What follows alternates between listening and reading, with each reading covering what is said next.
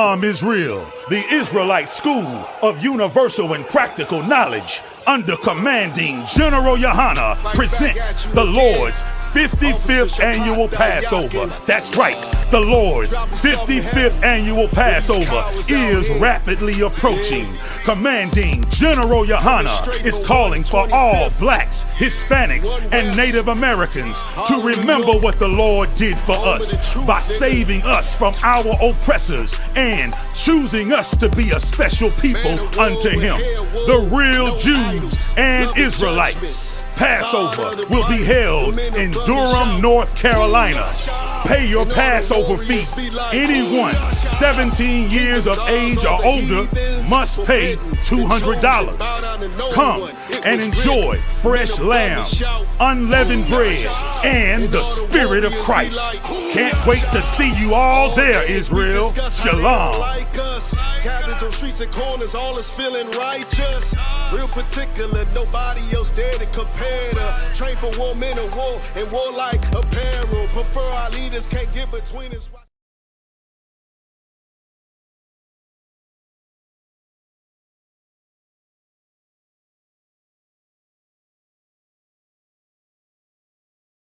Israel, the Israelite School of Universal and Practical Knowledge, under commanding General Yahanna, presents the Lord's 55th Annual Passover. That's right, the Lord's 55th Annual Passover is rapidly approaching. Commanding General Yahanna is calling for all blacks, Hispanics, and Native Americans to remember what the Lord did for us by saving us from our oppressors and choosing us to be a special people unto Him, the real Jews and Israelites. Passover will be held in Durham, North Carolina. Pay your Passover fee.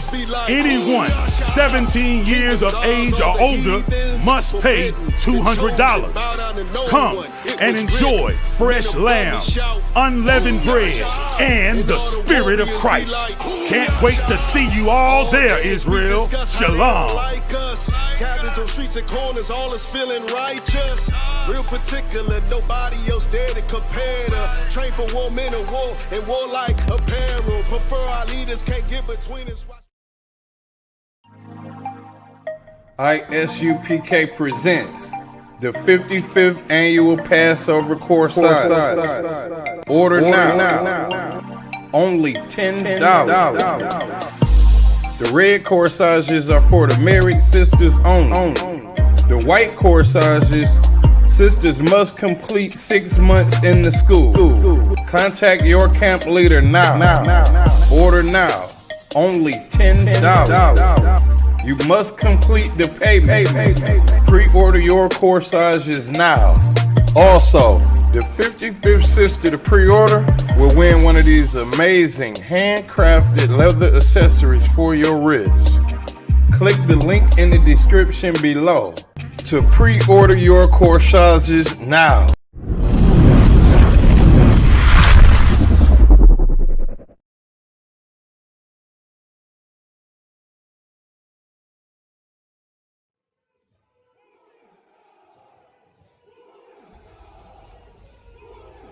Shalom, Israel. The ISUPK is hosting the Lord's 55th Annual Passover with a all-access pass to the lamb slaughter, all-black party, scripture breakdown class, kids party, the Lord's 55th Annual Passover, and the Feast of Unleavened Bread. Get your all-access pass at ISUPK.com, starting with April 17th events with the lamb slaughter at 11 a.m. to 6 p.m. in North Carolina. Make sure that you get involved. Make sure that you're in the house at 1921 Strickland Road, Clayton, North Carolina. Followed up on April 18th, Thursday, the all-black party. ISUPK concert series in Durham, North Carolina at the Durham Armory. Last year we tore it down, and this year it's gonna be a whole movie. Then Friday we have the kids party with a petting zoo. On top of that, it's going to be held at the Sky Zone Trampoline Park with virtual reality included. Get your all-access pass at ISUPK.com.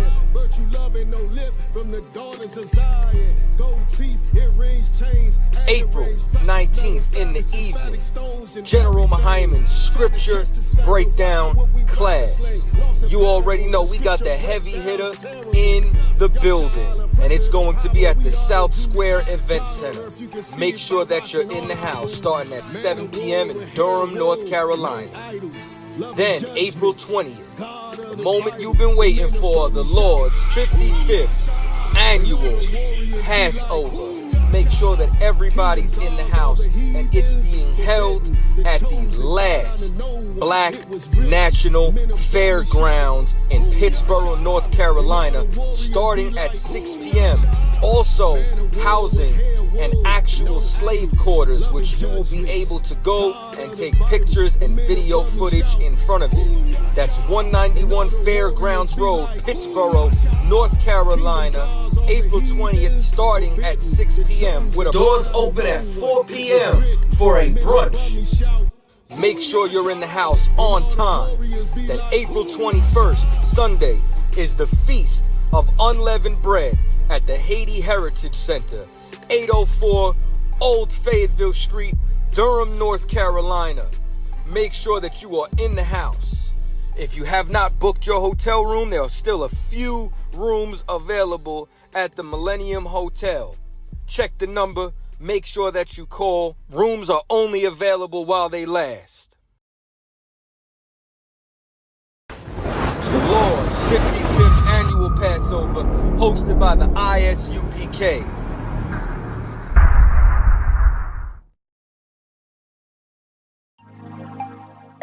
ISUPK presents the 55th Annual Passover Corsage. Order now. Only $10. The red corsages are for the married sisters only.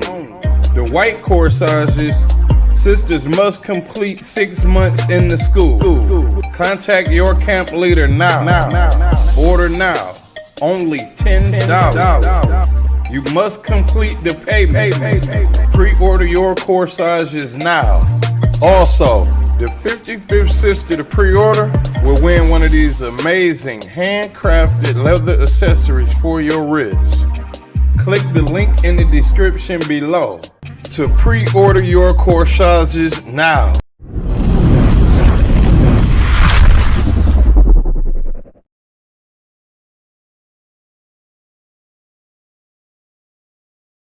Israel, the Israelite School of Universal and Practical Knowledge, under commanding General Yahanna, presents the Lord's 55th Annual Passover. That's right, the Lord's 55th Annual Passover is rapidly approaching.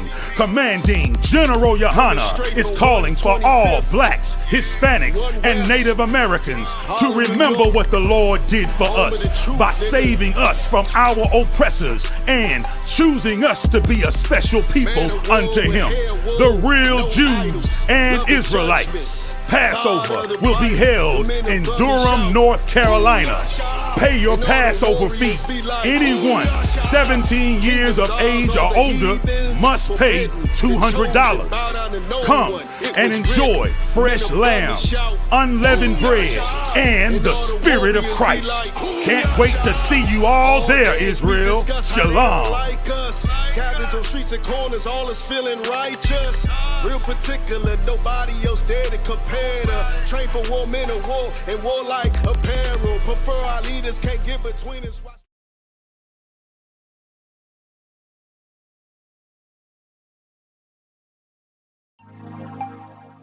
ISUPK presents the 55th Annual Passover Corsage. Order now. Only $10. The red corsages are for the married sisters only. The white corsages, sisters must complete 6 months in the school. Contact your camp leader now. Order now. Only $10. You must complete the payment. Pre-order your corsages now. Also, the 55th sister to pre-order will win one of these amazing handcrafted leather accessories for your wrist. Click the link in the description below to pre-order your corsages now.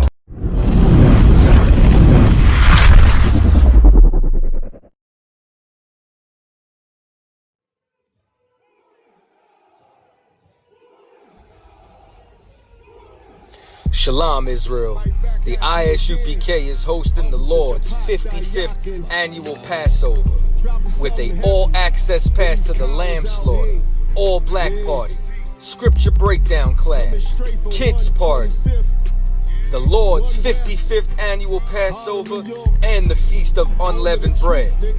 Get your all-access pass at ISUPK.com, starting with April 17th events with the lamb slaughter at 11 a.m. to 6 p.m.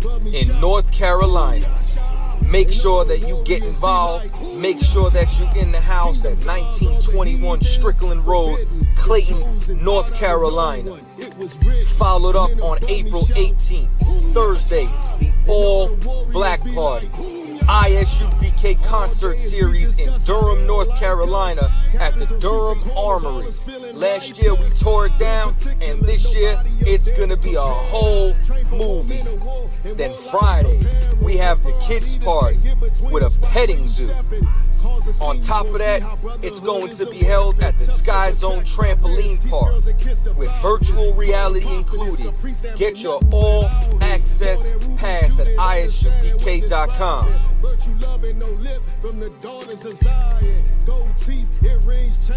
April 19th in the evening, General Hyman's scripture breakdown class.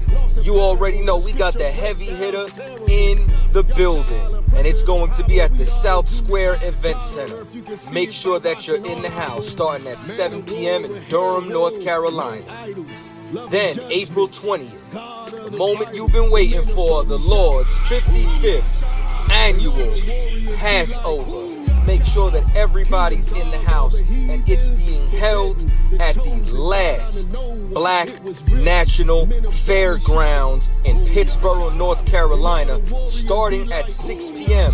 Also housing an actual slave quarters, which you will be able to go and take pictures and video footage in front of it. That's 191 Fairgrounds Road, Pittsboro, North Carolina, April 20th, starting at 6 p.m. with a doors open at 4 p.m. for a brunch. Make sure you're in the house on time. Then April 21st, Sunday, is the Feast of Unleavened Bread at the Haiti Heritage Center, 804 Old Fayetteville Street, Durham, North Carolina. Make sure that you are in the house. If you have not booked your hotel room, there are still a few rooms available at the Millennium Hotel. Check the number. Make sure that you call. Rooms are only available while they last. The Lord's 55th annual Passover, hosted by the ISUPK.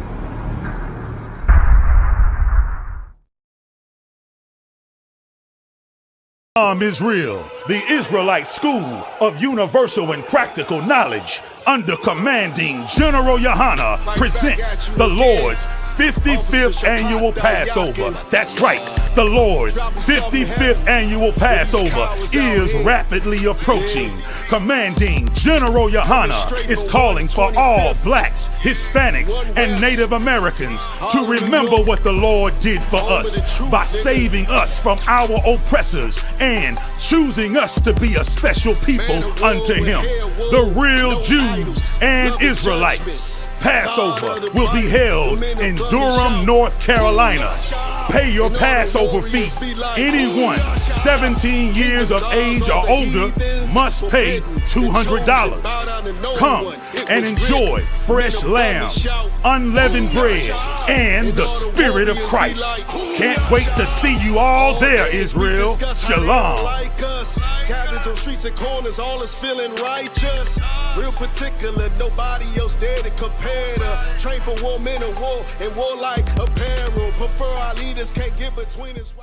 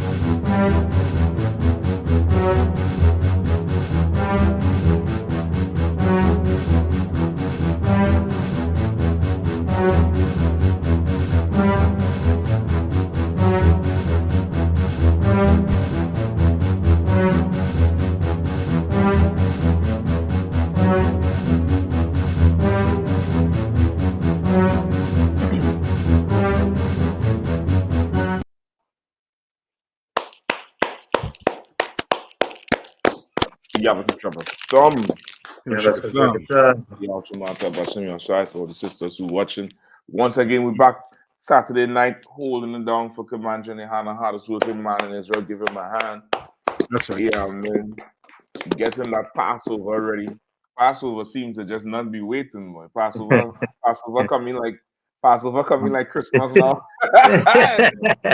It's just going and back again, man. It's back again. Yeah, man. If you ain't ready, you ain't ready. That's all I'm gonna say. Yeah, man. If you ain't ready for it, you ain't ready for it. Yep. Yeah, we're back again. It's right around the corner. Where we at now? About 6 weeks, 5 weeks? About pressure. That time rolling quick. Say again? I said that time rolling quick. Yeah, it ain't waiting. It ain't waiting. It can't afford to wait. It can't afford to wait right now. I don't know what it is, but yeah, I mean, it's over and done with. Yeah, I mean, it's absolutely over and done with in terms of, this whole length of weight of just waiting on not waiting, but the amount of time that you might have normally had. Right. Yeah, it's not that again. Yeah. It's definitely not that again. You know what I mean? It's definitely not that again. It's right there around the corner. Yeah, I mean, hope you have your plane ticket, your bus ticket, your train ticket. Hope you have everything, because in a few weeks, it's going. That's all it's going to be. Right. Yeah, man. Let me see. So tonight we have some all right stories, man. We have some good stories tonight. Yeah. I don't know which way you feel to go. Salakia, sir. Yeah, go ahead, Pri. Yeah, that one, the shelter, it kind of real. You know how they treated me, with, as you say, brothers and sisters. That one strike home. Looking at, it's like, nah. And it's something that should really be highlighted and is a reminder to our people. Don't think that, America is your home now.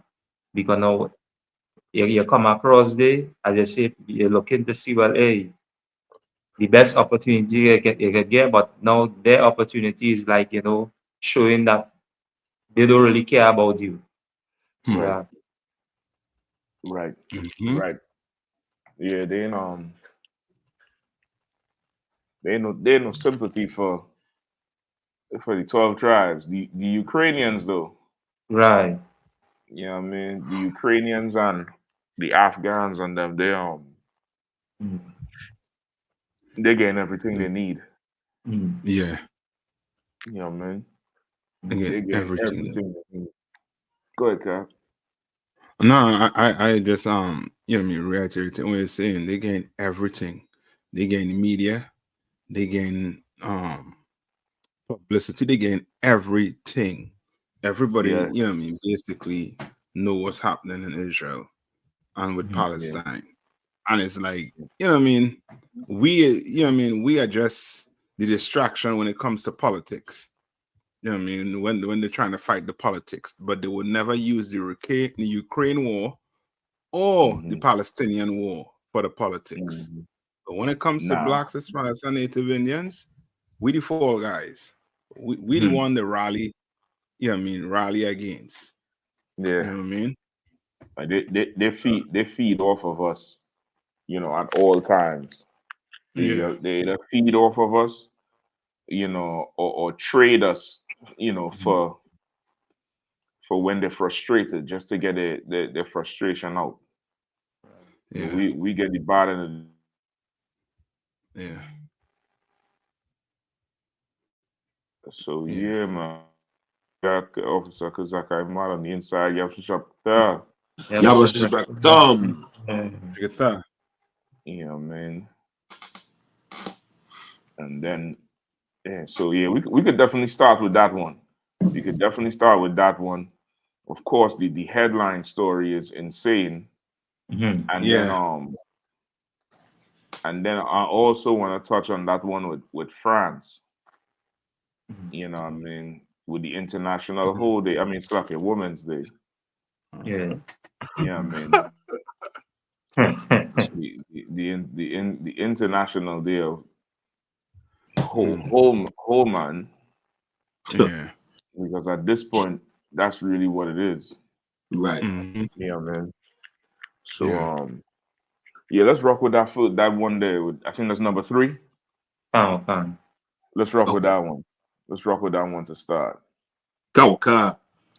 Migrants report shelter staff limits hygiene products and say they fear retaliation for speaking out. Migrants living in the city shelters say that staff is limiting the number of hygiene products they receive to use in the bathroom and retaliating against them for accepting donations, according to interviews with migrants and volunteers who advocate for them.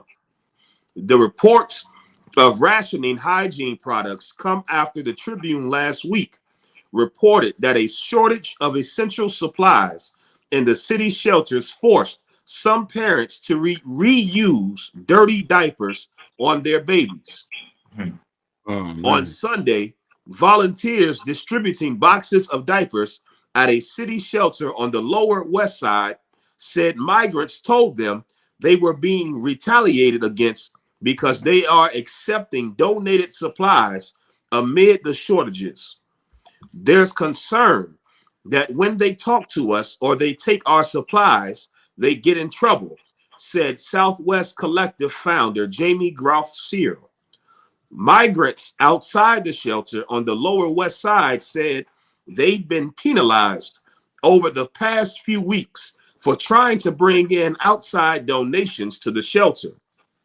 Women reported that shelter staff would only give them one sanitary pad a day while they're on their period, and that they're forced to ask for toilet paper before using the bathroom. They said they feel threatened by staff and scared to ask for supplies. You have to go up and ask for a pad, and they give you one and then make a note of where you're sleeping so you can't ask for more, said a woman staying at the shelter who didn't want to give her name for fear of being kicked out. So Brother, like they running that shit like a prisoner. yeah. And to Salakika, Good. dogs go get better treatment than these immigrants. Yeah. Dogs. Yeah. Yeah. Listen, there's a part, Kazak, there's a part you read, right? Where it says it again retaliates, like the people retaliating against the brothers and sisters for accepting donated items. Kawakan. Read that part again if you don't mind. Kawakan, sir. On Sunday, volunteers distributing boxes of diapers at a city shelter on the Lower West Side said migrants told them they were being retaliated against because they are accepting donated supplies amid the shortages. Okay, damn. Help me understand that, because what I'm thinking, I don't want to believe that's what it's saying. So are they saying that the people who's supposed to be distributing stuff is not giving them items because other people donate to them? Pretty much.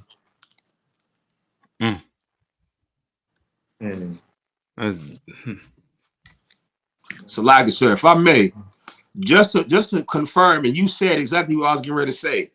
This is prison. As a brother who worked in the prison and seen how they operate, this is exactly what is done in the prison. I remember, I told you this story too, Cap, a while back. I remember one time a brother came, he was indigent. I think I might be saying it wrong. Or indigent, meaning he didn't have anything. And so the state by law is required to provide certain necessities for brothers who just don't have any support, no family, no money or anything. Their human rights call for them to still receive the basic necessities as a human. And I remember this brother came to ask for tissue because he ran out of tissue. And the African CEO, I went to grab one of the rolls and give him a roll. And the African CEO was like, hey, no, give that here. You're doing it wrong. Let me show you. And he took the roll and pulled out the middle, and the way he did it is like he broke it the one roll down into 4, and he gave the brother a 1/4 of the whole roll. He's like, give that to him. He's like, he don't need all that, man. He don't need all that. And I'm just like, bruh, it's tissue. I was like, are you serious? Like, get this man a roll of tissue. You know, and I think in that moment it really helped me to understand, like, this is hell. Like Commander Yahanna always said, like, we in hell, but them brothers behind bars are in hell. And to hear these conditions and these shelters, shame on America. Like, because Captain Nythak said, you treat pit bulls better than you treat our Hispanic brothers and sisters. This is a prison. Right. Like, that's that's insane. Like, that is an insane thing. So in other words, okay, and this really ain't new. I remember when the whole border thing started with, when we just found out about the kids and the kids in cages and stuff. Okay. I think Yatazak and them went down to one of the detention centers. I think Captain Ash sent them down to one of the detention centers. This was early in the game. And they went down there with supplies already. The diapers, the feminine sanitary pads, soap, toothpaste, blankets, small toys for the kids. And the detention center said they cannot accept it. If anything, they could just leave it there and they'll make sure, but they can't, the men from the school can't go give it to them. So yeah, I remember, I think Zach was asking them why they can't do it, and it gets so bad that they ask them to leave.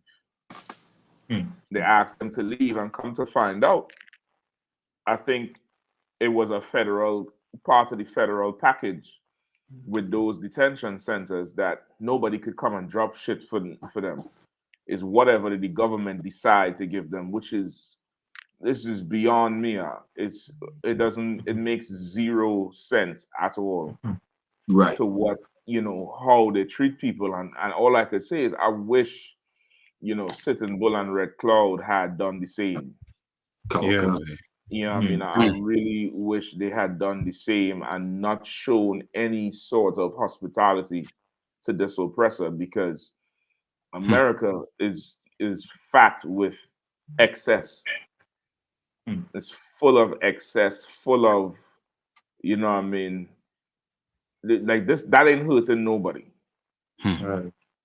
Them extra supplies is not hurting nobody, is not taken away from anybody at all, not in the Right. least. It's not like, some people would go without if it is this woman get, five of them sanitary pads a day or something. That ain't gonna happen. You Concert. gotta reuse a diaper. You know what kind of infection a baby gonna get with that shit? And the diapers now ain't the hard nappies that your parents grew up with. Your parents grew up with them hard nappies where you could wash it as like cloth. Right. That you use the safety pin and pin it on the side. Most people don't even know about that no more. You only see that in the damn Tom and Jerry cartoon. Right. But these damn diapers is the plastic with the little kind of sponge to soak the thing up, the cloth sponge. How are you washing that and reusing that? And the oppression on Israel, like if a brother or sister is not compassionate enough, now you start to look at the child like you peeing too much. Because the resources is so little, now we start to turn on each other. Right. And the child is now that's ridiculous, man. That's absolutely ridiculous what they're doing to our brothers and sisters there, man. That's wild. Yeah. Is there any more on that? Yeah, Kawakar, sir. Yeah, man, like that's crazy. And like as you saying, because like them heathens in that prison, he would give you that damn toilet paper by squares and not by the roll. Sir. Right. So they're getting discriminated against because they're getting support in the shelter. Right. Kawakar. It says a spokeswoman for the city denied that shelter staff was rationing essential supplies such as feminine hygiene products, diapers, milk, and baby formula. Sometimes staff may provide these items to ensure fair distribution of what is currently on hand, but staff will not deny essential items that we keep in stock, said Mary May, spokeswoman for the city's Office of Emergency Management and Communications. May also denied that migrants were being retaliated against. It says the city's 23 shelters housing just under 12,000 people of over 36,300 migrants who have come to Chicago since August 2022, mostly on buses from Texas, are managed by the Kansas-based firm Favorite Healthcare Staffing, which has contributed to daily migrant costs of $1.5 million each day. In late January, Mayor Brandon Johnson upped the city's latest contract to Favorite Staffing by $30 million on top of $97 million already funneled to the vendor. And that money ain't going in supplies to the people. That money going into renting the building, paying staff, overtime, all kind of nonsense instead of just fully going to the people. Right. Yeah, I mean, this is why all that money needs to come to the ISUPK and the Command General Yahanna. That's right. That need to come into the school because that's wild what they're doing. Yeah. That's absolutely wild what they're doing. And this is kind of almost at the height of the winter where it's real cold in them cities right now. Chicago, New York, You know, we're coming on to February. February, everybody knows is the coldest part of winter. Like that's, you know, it's damn near the worst part of the winter. Like that's mad. That is absolutely mad. Yeah.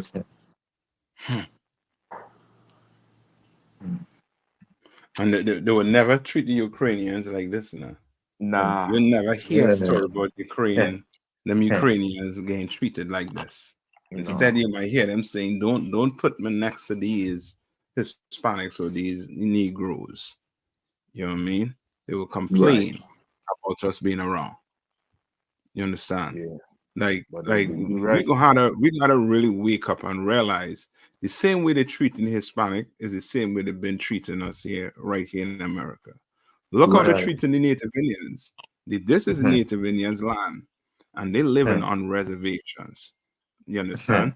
With them ABC stores or them liquor stores. Yeah. They know that it's destroying them, but it's there. You know what I mean? Like they you know what I mean? They you know what I mean? America doesn't care about the 12 tribes of Israel. You understand? Right. They and you could clearly see they and the small hats. Oh, they in bed. They lovers. You understand? And you know what I mean? You the problem as the I don't know if you remember that meeting with that small hat woman, and to say young black people are the problem. You understand? But you know what I mean? Like we the problem, and they're trying to frustrate us to the point whereas we become criminals, and we're gonna have to, you know what I mean, come together so that does not happen. You know what I mean? We gotta, you know what I mean, go on, you know what I mean, some way or you gotta help, you know what I mean, brothers and sisters. We gotta band together as the Lord saying, or else the frustration, we're gonna take it out on each other. You know what I mean? Thank the Lord for Commander Yahanna, where you don't have to be frustrated. You could pick the phone up and call a brother over your city. You understand? But these people can't. And they are trying to make criminals. They're trying for these people to do what? If they don't have Pampers, what the hell are you going to do? You think a man want to see his son or his daughter with rash on the private? Right. Oh, he's going to, he might do something we may not approve of. You understand? Yeah. And America knows it. Right. I mean, they know it. They give you just that amount, just that bit, just to hold it, just to keep you coming back for more. You understand? And before you know it, you're being trained. Right. So, okay, you. So, like Cap, what you said is so heavy. And Kawasaki mentioned it earlier. This is typical crabs in the barrel psychology. And a lot of times we always talk about how our people, you know, we always want to pull each other down, crabs in the barrel. But nobody ever talks about why are the crabs in the barrel. And this is the perfect case of this. This was an experiment done in the 1950s on mice, on how this white scientist intentionally limited resources. And he's seen how the mice turned on each other. They started to literally consume each other and turn on each other because of the shortage of resources. And so Esau, he understands this concept very well. But this is very this isn't coincidental. This isn't, you know, just by happenstance. This is on purpose. Like you just sent all this money to Ukraine. Zelensky came over here and begged twice. And they sent all that money to the Ukraine, but you can't give a baby a fresh diaper. This is on purpose, and it's meant for the Hispanics to start to turn on each other and start to hate each other. And it's already working with us so-called black people. You didn't fail for the programming and thinking that Hispanics are coming here and taking anything from us when we don't have anything for them to take.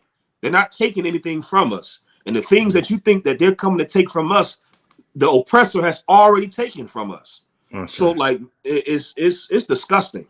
It's disgusting to see how our Hispanic brothers and sisters are being treated when I've never known a Hispanic to come over here and not work hard. You know, to not come over here and make America better, make America great. Trump talked all that smack about Hispanics, and Mar-a-Lago before the presidential election was filled with Hispanics.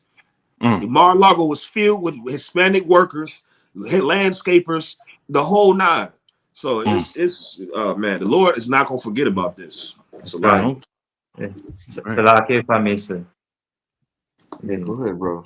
And you know, I always say, I always like to this is a reminder as well, and again to Wada, again to Commander General Yahanna, again the men above come down in that order, and you know, as you know, I look at this now, and you know, seeing the breakdown that Commander General Yahanna did on the peace of Purim, and you know, the brother crying out because now we're seeing that the road that they are preparing, or America is preparing, is a road of destruction for the people. And you know, the priests and prophets is alive and well. And this is why now we continue to cry on every platform. And that cry, as we say, cry aloud. And now people know, hey, as we say, time to get up, time to get out. Because now, look at the condition that we face daily. Right.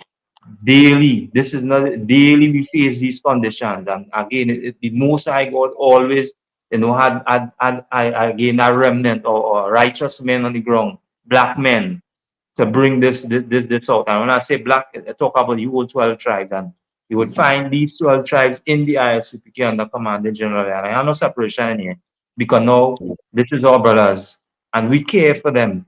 And as we say, with all the clothing drive and the food drive that you know has been done in previous times, even up to now, you know, it shows that the compassion, or where you know true brotherhood or true sisterhood lies. And again, seeing this, and when I read this, it's like, nah, this can't be. This is not America. This is not the place where everybody say, or black people say, let me go to find a place, a restitute, or a place where you know we can build. This is a place where really a destruction, and this is why again it fitted for destruction, and this is why again it must end. It must end. So that. Yeah, like you put it right there in words where you wouldn't believe this is going on in this place where everybody, you know, have their dreams pinned on. Yeah, man. A place that have their dreams pinned on. Like, imagine one pad for the day. Oh boy. Brother. And how to wash a diaper out. In the cold, dog. Yeah, this oppressor, he got to pay. He definitely got to pay. He definitely got to pay. If I could get in Deuteronomy, that's unbelievable at this point. And then in the article, it said early on, and they didn't mention it a lot. It says retaliation for accepting donations. So it's damn near like to get more from them, they had to refuse donations from us.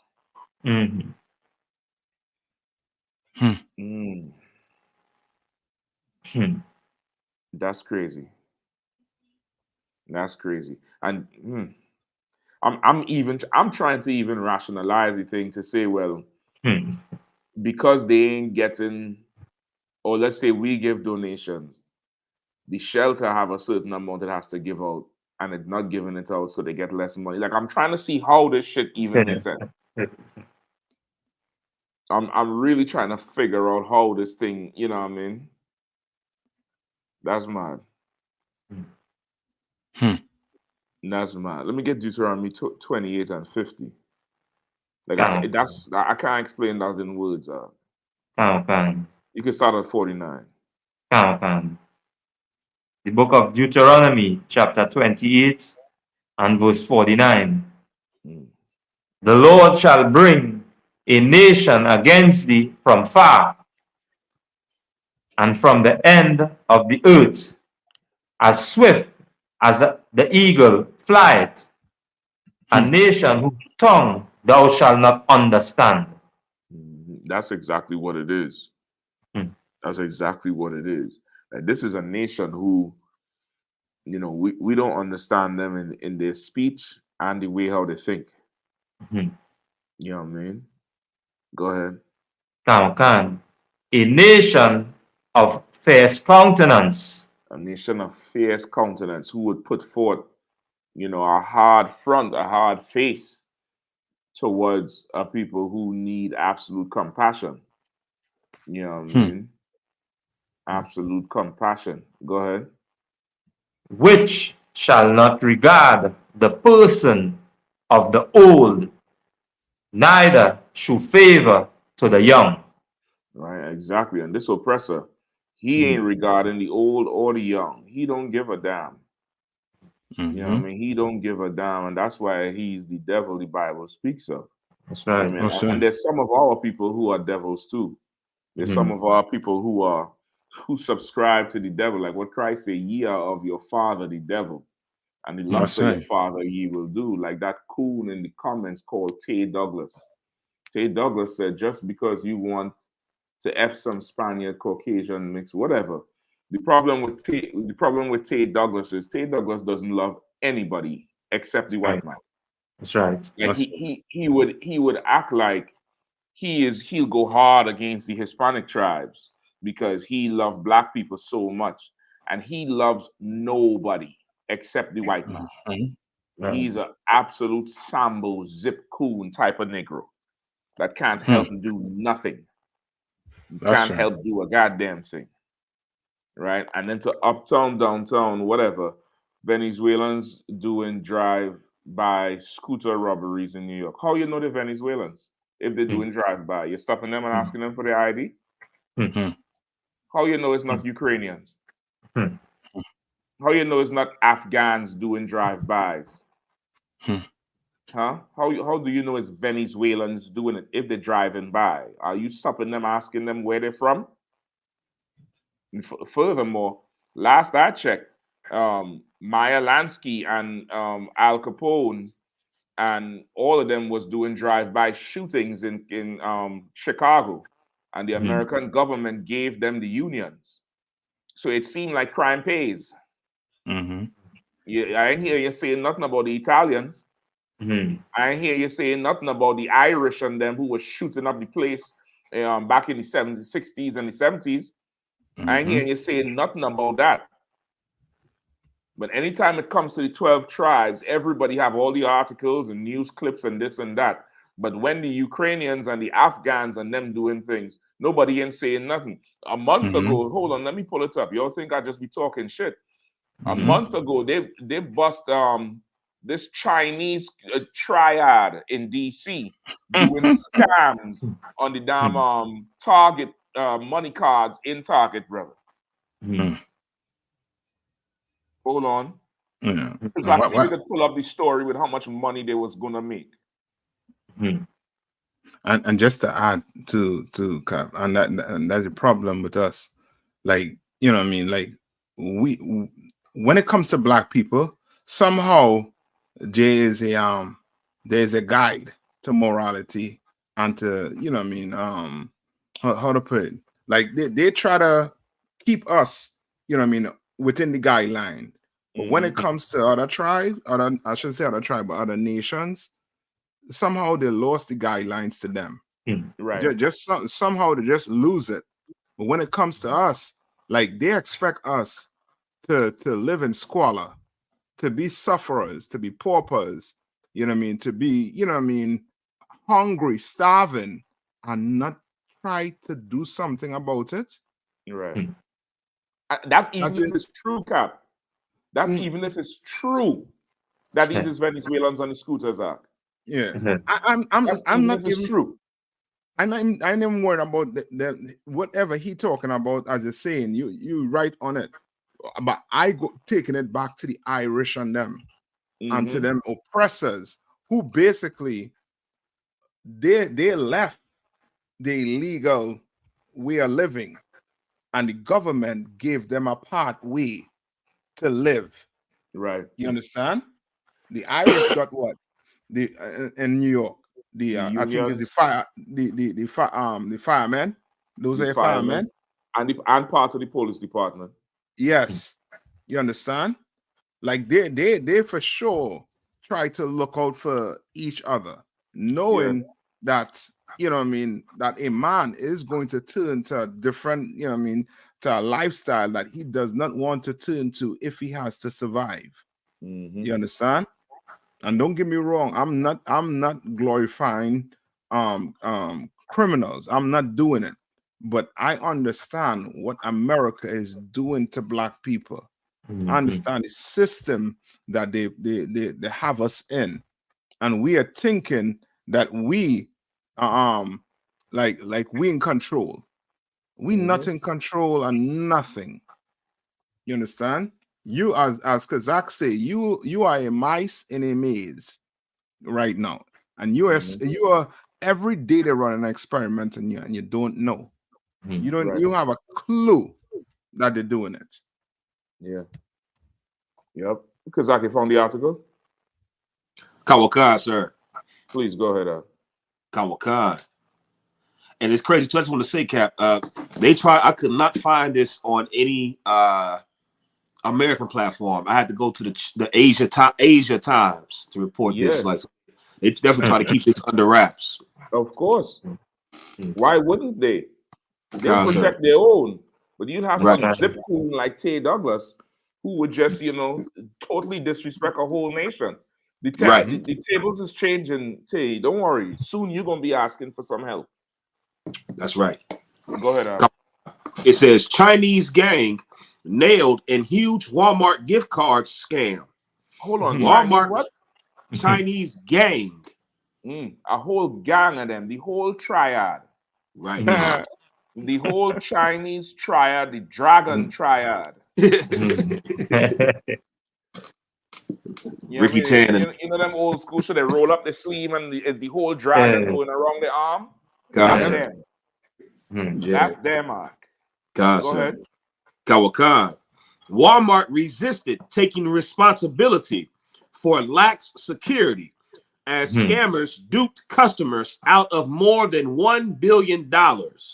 Say it again, how much? $1 billion. But some listen, man.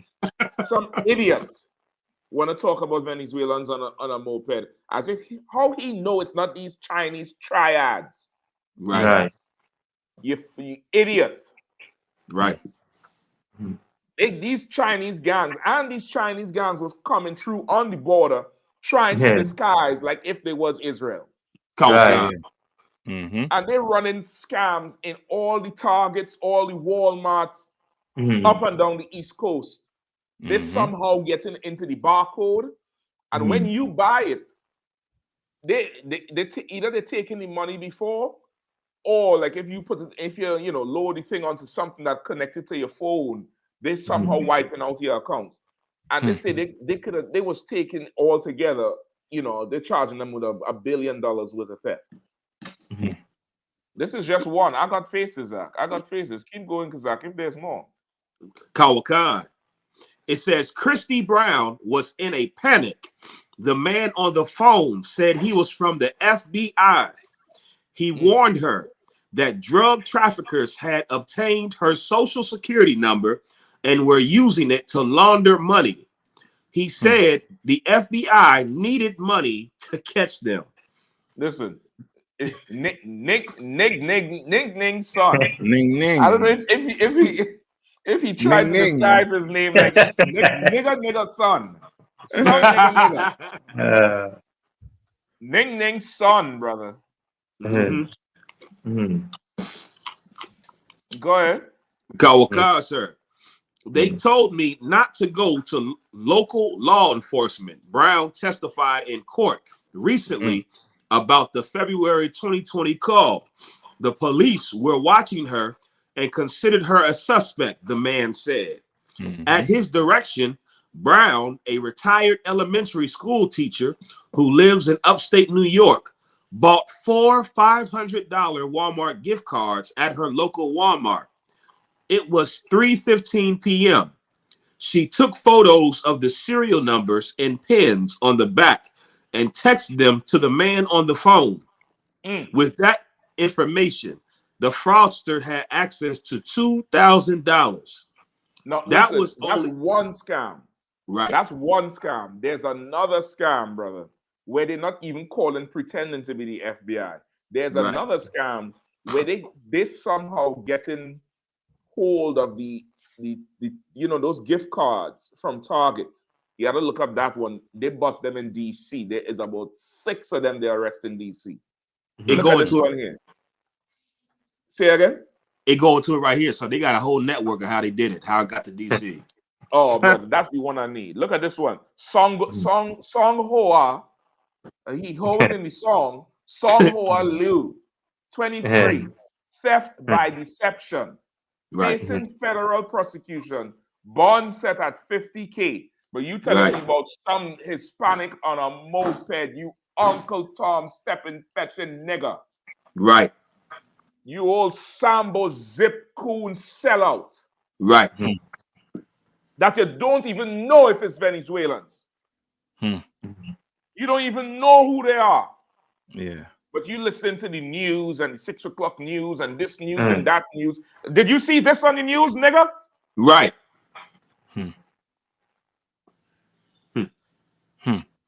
Keep going, please. Let me show some more pictures of these old triad skunk.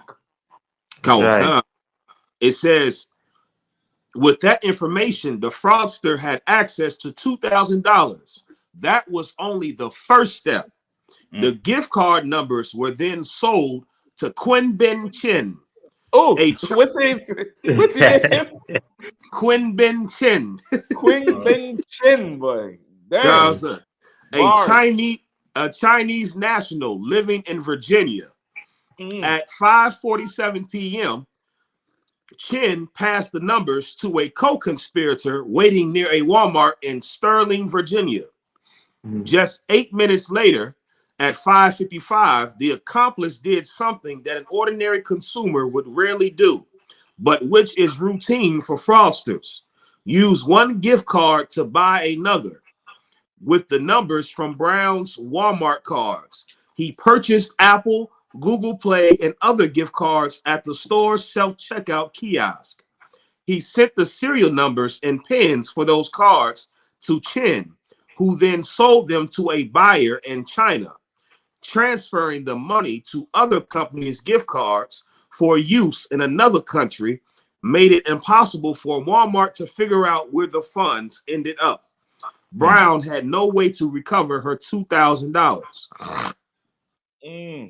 No, come on. Now, come on.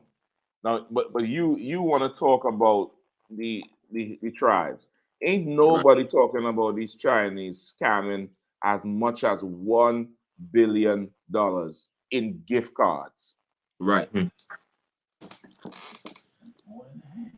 And two, Cap, just for people that may not know, all this talk about securing the border and illegal immigration, anybody that thinks Hispanics are the problem for the illegal immigration, you're ignorant and you're you've been programmed and brainwashed. The largest demographic of illegal immigrants are the Asian demographic.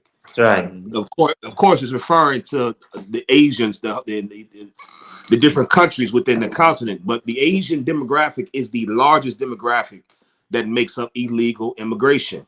So for you to even mention Hispanics in the topic of illegal immigration lets us know you hate them because they're God's people. Because they're not if you're truly worried about illegal immigrants and the border being overran, you shouldn't even mention Hispanics and Hispanics and our brothers and sisters. We shouldn't even see pictures of them on the news. But strategically and on purpose, all we see are Hispanic brothers and sisters. All we hear about the Venezuelans, the Hondurans, the Salvadorians, the Guatemalans. We never hear about Quinn Ben Chin and Song Ho Hu and Ricky Tan and June Tao. We never hear about them. June Tao. Hey, June Tao. Right. And Carter. We don't hear about Carter. You know what I mean? Look at this article here. This is off of justice.gov. All right. Chinese national admits to trafficking counterfeit gift cards to Belleville. This is September 11, 2023, last year. A Mhm. woman originally from China admitted involvement in counterfeit gift card scheme directed at Target shoppers across the Midwest after she pled guilty to a federal crime. Listen, Hong Ying Yong Wang, 53, of the Hunan province, China. After you done give us COVID, you come to rip us off. Right. Admitted guilt to using and trafficking a counterfeit access device. Brother, and you got time to talk about the tribes? Look it down here. Wang, I hope you all could see it. Wang admitted to possessing 6,100 fake gift cards with intent to place it on his shelves. Now the scam coming back to me. Right. The ones in DC, brother, they took the real gift cards off the shelf. That's what it was. They took somehow, and this is how I know some inside job. They took the real gift cards off the shelf. You know, when you go in Target, they have a whole ton of gift cards right there by the cash register. Yeah. They took the real ones off the shelf, put fake ones, but the fake ones got the same number when you scratch as the real ones. So you go in to buy the shit or load money onto the stuff, and they getting it. Damn. Brother, don't tell me nothing about no tribes, man. Yeah. Don't tell me nothing about our tribe. Don't tell me nothing about it. Because you ain't got no proof or no evidence or nothing. I got the evidence. I got the facts. You don't know nothing what you're talking about. Keep your mouth shut for the rest of the show. Don't type a goddamn thing. That's right. Don't type a goddamn thing. Keep your mouth shut. Shut up and listen. You don't know what the hell you're talking about. That's right. Absolutely crazy. Because as they're saying, Cap, how you get angry with the Hispanics and them for coming across here, right? Right. You know what I mean? The country, you know what I mean, being destroyed, right? They come across here, right? Now you're blaming the Mexicans, the Venezuelans for you not getting money, but you're not blaming the Israelis that taking all the money right now to commit a genocide. You ain't upset with the Ukrainians that taking all the money. You know what I mean? You black people who you're against these Hispanics also too. Why don't go protest your government for taking your money that you deem is your money that they could give to you, and they're giving it to Ukraine and Israel. Right. You understand? And then, you know what I mean, they ain't talking about all the money that Ukraine somehow they sent to Ukraine and just missing. They just had a fire general the other day because 400 million gone missing. You understand? You understand? That nigga sipping Mai Tais on that tax money. That nigga somewhere down there on the eastern side of Thailand, on the western Bangkok, sipping Mai Tais. Right. They missing million? Yeah, they're missing millions of dollars in that war. You understand? They're getting heat, you know what I mean, from that war. You understand? The amount of money they're investing in there. And you complaining about the Mexicans, they can't even get, you know what I mean, hygiene, things that they need that we use every day. But then Ukrainians getting bullets, they're getting tanks, they're getting whatever they ask for, they're getting. Right. You understand? But nobody complaining about that. Nobody complaining about that. You know what I mean? They sit down and tell us in church and in school, we got to love each other. Right. They try to control everything you're saying on the internet. They're trying to control it to the point where you know what I mean, certain AIs. I don't know if you all use these AIs they have, like Bard or Gemini and stuff on the computer. You try to type in anything, ask them. What the hell are you talking about? So like, I thought horoscopes you was talking about. No. The AI got Gemini. It's like them AI, you know what I mean, stuff they use on the internet right now. Like you try to type in, you try to ask it anything about some race, it's sending a message back to you telling you, I'm sorry, but we gonna have to talk in this and such way, this, that, the other. Like it's all that type of training. But yet and still your government can't go and shake hands with the Russians. Your government can't force the Israelis to go shake hands with the Palestinians.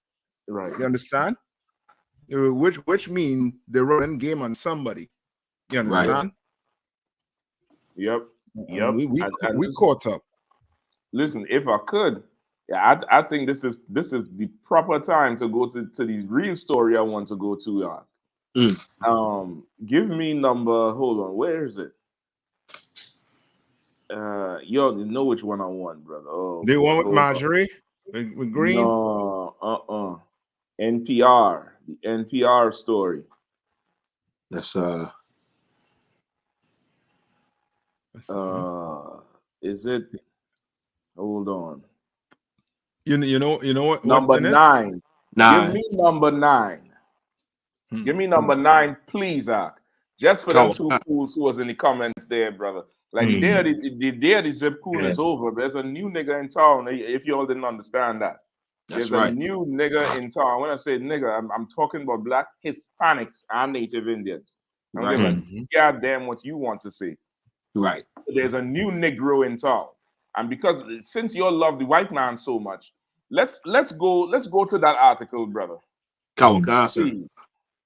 Immigrants are less likely to commit crimes than U.S.-born Americans. Studies find. Yeah. With we're the one who was talking about the damn mopeds. We're the one who was talking about the drive-bys on the bikes. Right. You goddamn idiots. Right. Go ahead. Sir. The murder of Laken Riley took center stage during Thursday night's State of the Union address.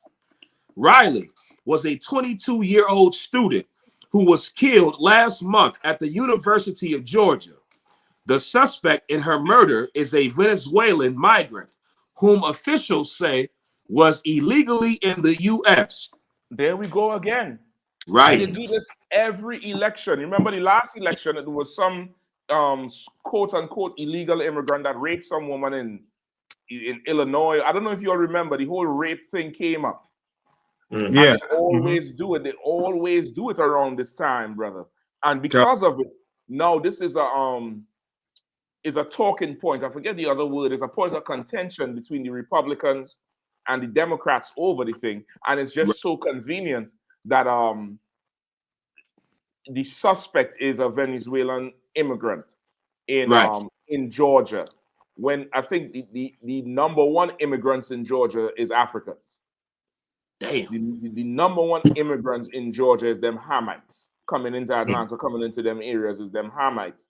But they conveniently find for the suspect a Venezuelan immigrant. Also, too, your number one suspects for that type of white crime on a white female is white men. Right.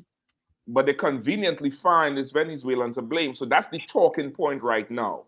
Yeah. The huge talking point of the immigration crisis, the reform, how, the immigrants coming and crime goes up. Well, let's see. Now, Stanford University is a very prestigious Ivy League university amongst, the white elites amongst white America. And they've been doing a study since 1960 up until now. 1960, brother. That's what, 64 years of data? All right. 80. 84? Good. Nice. No, slack. 64 slack. My math is off. Yeah, 60 slack. Listen, 64, 84, it ain't us. Yeah. We covering the spread. 64, 84. The spread is covered. Go ahead, Ark, please. Sir. The murder. Let's talk about the article. Say it again, sir. Skip me down to the article. I don't give a damn about the Lakey Gill. Forget about her. Because Breonna Taylor didn't get all this amount of attention, and they murdered Breonna Taylor in cold blood.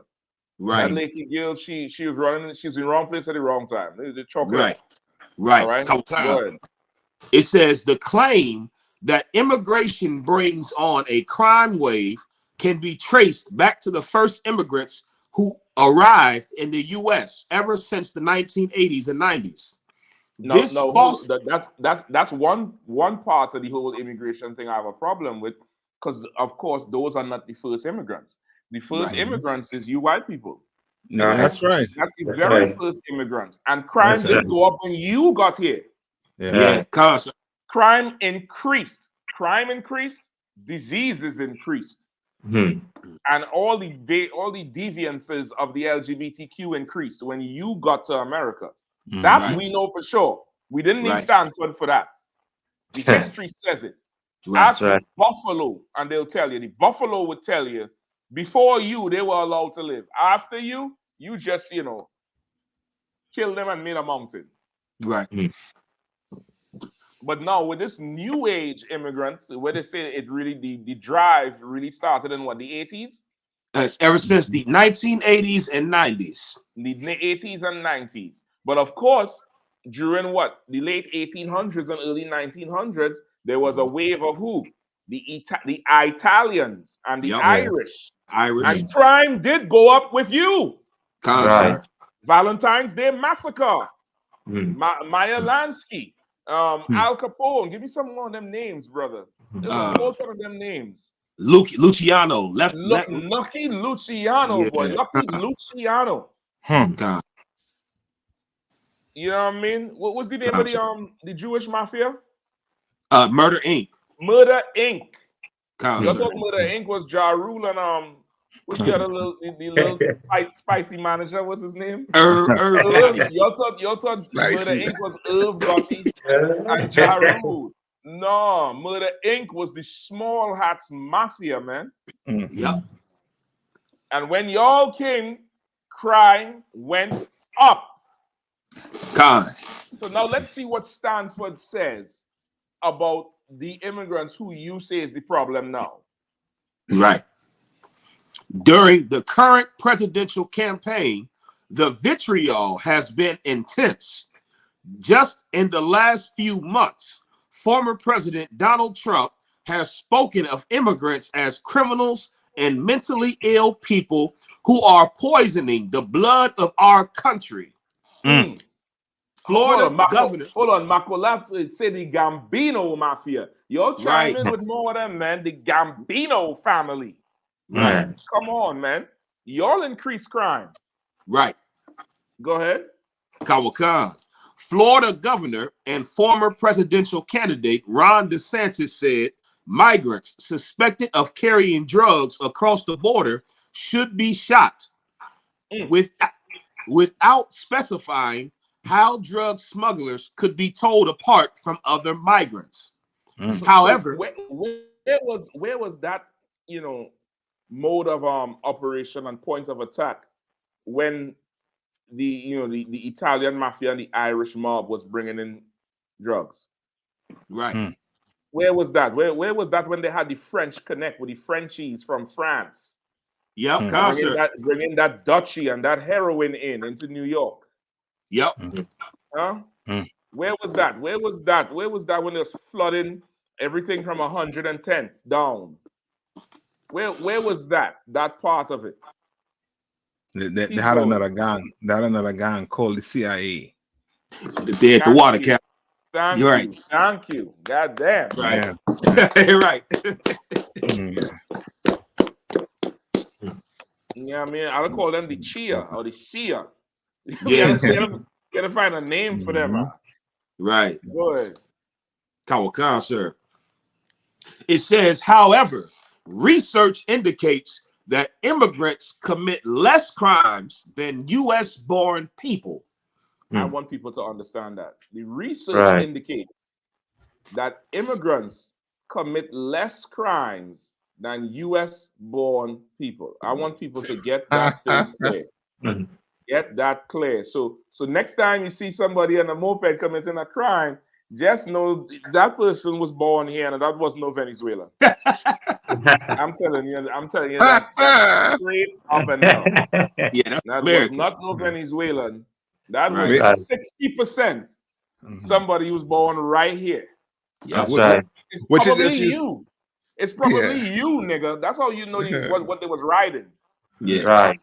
Salaki, go ahead, Cap. No, I was gonna say that one. That's Occam's razor just used there. I'm trying to tell you.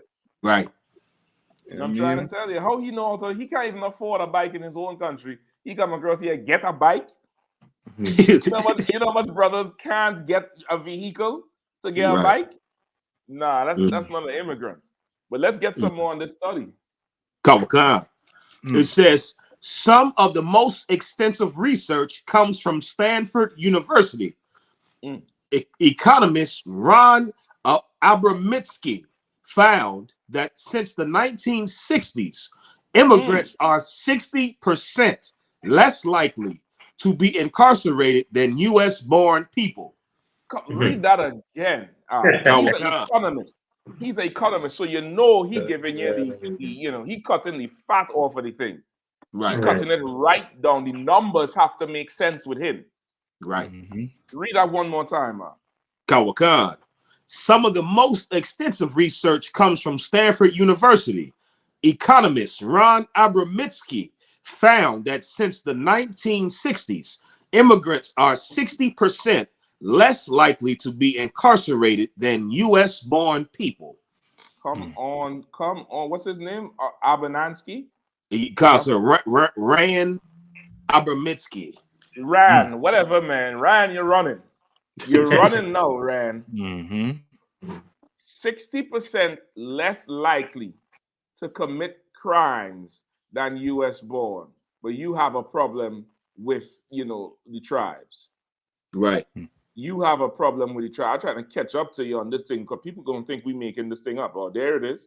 Right here, yeah. Concept. There it is. There it is. Keep reading on. Kawakan. There is also state-level research that shows similar results. Researchers at the Cato Institute, a libertarian think tank, looked into Texas in 2019. No, this is Texas, right? Old Tejas. Right. This is the good old South, right there on the border. They looked into that year in 2019. Go ahead. Kawakan. They found that undocumented immigrants were 37.1% less likely to be convicted of a crime. Come on with it. Come on with the number. Men lie, women lie. The numbers don't. Right. The numbers don't. Right. That's all I could say. Men lie, women lie, the numbers don't. 60% less likely. In Texas, they was damn near 40% less likely to be convicted of the crime because they didn't do it. Right. And for anybody who would come and say, well, they can't convict them because they don't have papers on them and all that, how they have the stats of the undocumented people? Because who you arrested is undocumented, and you can't even tie them to the crime. Right. You can't tie them to the crime. So it's letting you know that this thing has nothing to do with the immigrants. And there's even more. So like somebody just going to jump in? No, I was just going, ask you to read something here just to prove your point on the fact that they already, they already did the research, years way back, and they know that, that these poor immigrants that coming across here, right? They ain't, they ain't trying to, they're trying to survive. Why would they go do something to jeopardize, to jeopardize that? But let me just read this here. So this is from that same book, that I finished. So they say this. There's yet another flaw behind. Say the name of the book again, too, so the people know. The Lucifer Principle, a scientific expedition into the forces of history. So it said, there's another flaw behind our belief that by eliminating hunger and elevating the income of third world, peace will descend upon the earth. And that by eradicating starvation and poverty at home, we will cause mugging and murders to melt away. History indicates a rising standard of living and a bigger plate of food may be the very catalyst that unleashes a storm of violence. You understand? America is the richest place on the earth. You Right. understand?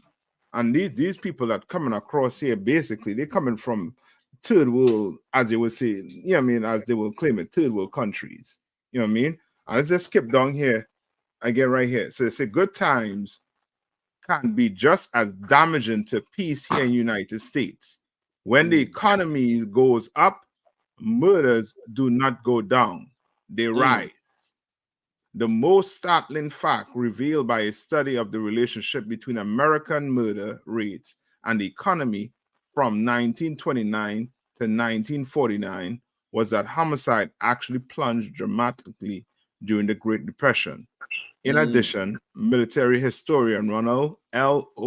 O'Connell contends that since the beginning of recorded time, periods of optimism and bursts of new weapons development have gone hand in hand. You understand? So they know. They know that these Hispanics, they're leaving turmoil to come here for a better life. Right. They're not coming here to be criminals. Why don't they just stay in Mexico and be criminals? Or stay in Venezuela and be criminals? Why they don't do that? The country done in a mess. You understand? But they come in here because more than likely they're seeking some type of help.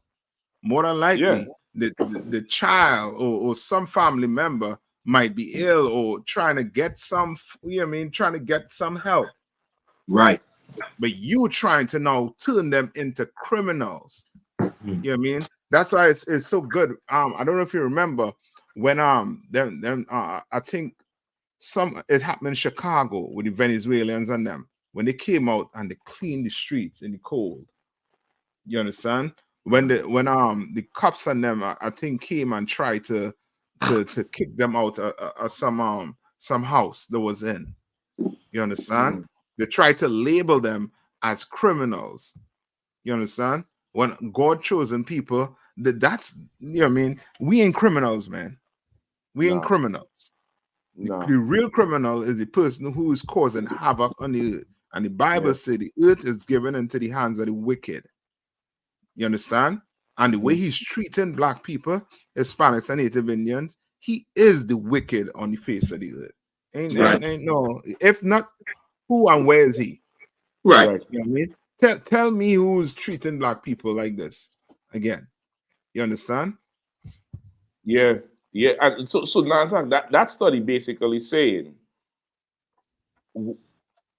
once things are good and people have the enjoyment, that's why they say a bigger plate mean more crime. You see? Yeah. And that's in America, of course. Yes. You know what I mean? Like, that's crazy. So now to turn around and do the whole fear mongering, you know what I mean? To do the whole fear mongering thing and pin that on our people, that's a real diabolical type of thing to happen when they already have the studies to show it. Like, that's ridiculous. You know what I mean? Because like you want to finish up the rest of that? Kawaka. There's a couple more points in there that's real strong. Kawaka, sir. It says beyond incarceration rates, research also shows that there is no correlation between undocumented people and a rise in crime. Come on, man. This is Stanford, man. This ain't no critical race theory, nothing. Right. This ain't targeting nobody. This is just numbers they're running. Numbers that you provided from your arrest and your convictions and your reports for the past 64 years since 1960. Right. If for more than half a century, there's no correlation between undocumented people, aka immigrants, aka bad hombres, aka the Mexicans, or whoever else you want to put in there, the Venezuelans, and a rise in crime. Maybe the brother just riding his scooter through New York. Right. Maybe that. And you just an Uncle Tom sellout that would believe everything the white man says. That's crazy, brother. When I read this thing, I could not believe what I was reading on. Go ahead, Cap, please. And it's so crazy too, as you're saying. And people don't understand that, the news they're watching full of propaganda. They need an enemy. They need somebody to, to gang up against. And why not black people? Yeah, and blame. Yep. You understand? You all ever heard about this story about a brother unalive in a cup and harming another one? It was recent. It was like a month ago. I forget the cup name that was unalive. Right? Like you heard it on the news, and you was like, man, this brother, why would he do that? Brother, when you saw the footage, the cam footage, the cops on them was dealing with the brother vicious. They tased him first and kept tasing him. They said they tased him like 3 times. You understand? And they clearly say, I believe the stop that they make on that brother, they was not supposed to do it, and they was not supposed to deal with him like that. Well, that brother had a pistol on him and pulled it out and unalive that officer. You understand? I think I saw the footage of the tasing, and he started to fight back. I don't think he started to fight back because it was at a distance. He started fighting first, and then the woman was like, tase him. Yeah, meaning when they first ran up on him, I think they had him, and he's telling them like what they're doing wrong and stuff like that. Yes. And then they started saying tase him. I think he kind of fight back and roll out of it or something. But I didn't see the rest of it. Yeah. Well, he shot both of them, and one got unalive. You understand? But you would not hear that. You wasn't hearing that the first story on the news. You were just hearing this brother. This brother has been vilified as if he was the criminal. Right. And and these cops, they all, they're about doing their jobs. Right. You understand what I'm saying? It's just an example to show you. Everything on the news is, of course, if it has to deal with us, you really had to go. You had to take it with a pinch of salt. It may not be true. You know what I mean? Yeah. Listen, it's damn near like stuff like that is not surprising to hear happen with with more and more footage of how they deal with us. I just expected it to be oppressors doing it to these cops first for violating their rights and making wrongful stops. Not that I'm saying it's right. Nobody should never do it, but they should also never violate you. But it's damn near like it's not surprising because it's already on that tangent. It's already gone off on a tangent, so the path is already made. That sooner or later somebody was going to do this and treat them cops like a civilian and self-defense. Yeah, you know what I mean? Yeah, like that's crazy. Yeah, that's absolutely crazy. But to hear this story here, brother, 60% less likely. There's no correlating evidence that there's an increase in the crime rate with an increase of undocumented people. What are you talking about, man? Any more on that, Kazan? Kawaka, sir. It also says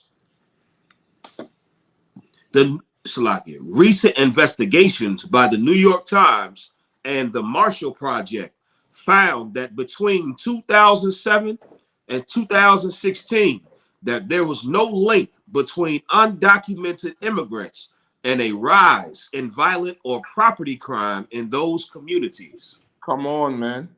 This is over 10 years. Yeah. Right. So you have one study that's over 50 years, over half a century. You have another study that's damn near 10 years. Right. Like what else do they want? You know what I mean? The elect said they call Ukrainians refugees, but my brothers and sisters migrants, as if we're animals. But the war on drugs has been a plague. That's right, So that's right. Go ahead, Khan. Shalom, Yahanna, I forgot what that woman that worked for Trump said in the White House when they want alternative facts. Huh. That's what they want when they come to immigration. Yeah. Like you want to blame them for property crime when the reason the property looks so good is because of the landscaping. That's right. That's right. But this just go to show you how this place has historical amnesia. And when it comes to the colonialism and imperialism, you know, them being an immigrant stopped when they planted the flag, I guess. When they planted their flag on someone else's land, indigenous people's land and so forth, and murdered and all that. I guess because they put the American or British flag or wherever flag they the Spanish flag or wherever they quote unquote conquered, then that made them I guess natural born citizen. Right. The irony of that. You know, they gotta be everybody, they gotta be the last Mohican. They gotta be the last samurai. They gotta be Prometheus. You know, they go stick the flag on the moon. How bold is that? You go outside the Earth's atmosphere and then put a flag on the moon. So this is just go to show you the pride of these people. Right. And that's why we can't believe in their predatory journalism, which is why you need the ISUPK to decipher all this madness. Because what they're doing is definitely creating the atmosphere. They're manufacturing the crisis at the border. The border never been this bad. Right. All this time, the border's never been what it is now. But they know how to manufacture a crisis. That's it. Then that's it. And harness fear. Harness irrational, unbased, unfounded paranoia and fear. You know what I mean? Meanwhile, like I'm saying, the historical amnesia, every time they show up, crime goes up though. Yeah. And they the real undocumented immigrant. Didn't present no paperwork to Red Cloud and Sitting Bull. They didn't provide no paperwork. Meyer Lansky and them and the Irish and all of them when they came through didn't provide no paperwork. They just the mix and them came in and just tore America out the frame. Exactly. All kind of bombs going off, car bombs. I remember in them movies, them Charles Bronson movies, how car bombs would be going off all over the place. But that was based on certain realities that was happening in Chicago between the Irish and the Italians. Oh God. Where there was a whole summer where it was bombs everywhere, car bombs everywhere, and drive-bys. And they was immigrants. Man, because I'll give me the last few paragraphs there, please. God. It says, the reasons for this gap and criminal behavior might have to do with stability and achievement. The Stanford study concludes that first-generation male immigrants traditionally do better than U.S.-born men who didn't finish high school, which is the group most likely to be incarcerated in the U.S. Come on. That's a lot. Let me just get this last part here, Kahan. Go ahead, keep going. The study also suggests that there's a real fear of getting into trouble and being deported within immigrant communities. Far from engaging in criminal activities, immigrants mostly don't want to rock the boat. In other words, your perfect citizen, what you would want, it would come from that community. That's it. It would come from that community. But when Cody and them decided they want to make a rock band and drop out of school, and then Jenny, who everybody loved in the rock band, passed her around like the guitar, and the rock band break up, then they go and commit crimes, and now they fill your prisons. Not, Luis and Jose and them. They ain't the ones doing it. Go ahead, Cap. No, Con, I just wanted to just double down on what the article saying about the being, you know what I'm saying, that they excel more because of the drive and that hunger and that drive they have when our Hispanic brothers, our Latino brothers and sisters, and all the brothers and sisters from the Caribbean come over here and so forth, they have that drive. You know what I'm saying? Like they beating them. I mean, the taco truck is beating McDonald's in That's some right. cases. That's right. Let's just keep it real. They beating them. They beating them when it comes to food and beverage. They beating them when it comes to construction and landscaping, and in residential and industrial areas. They're beating them. And I raised even another one. They beating them on education. You got a lot of Hispanic Latino brothers and sisters and coming to, and brothers and sisters from the Caribbean coming to America, and they are at Ivy League schools. They just had a Ishika Rice sister, so-called Mexican. She just scored higher than Einstein 4 years ago, and she's in elementary. So you gonna deport a genius? Are you stupid? That's the oppressor, man. That's him. Yeah. That's him. And they're gonna lynch the whole election campaign on a mythological linchpin. Something that don't even exist. Something that is, without even fact. And they're gonna pin it on this old case with what's her name? Something Lakey. Yeah. Some girl who was jogging, just like they did a few 4 years ago, where they say some girl got raped and they suspected it was the immigrant. When that ain't got nothing to do with it. Right. I mean, so like I said, that's like that. Go ahead. No, you go ahead.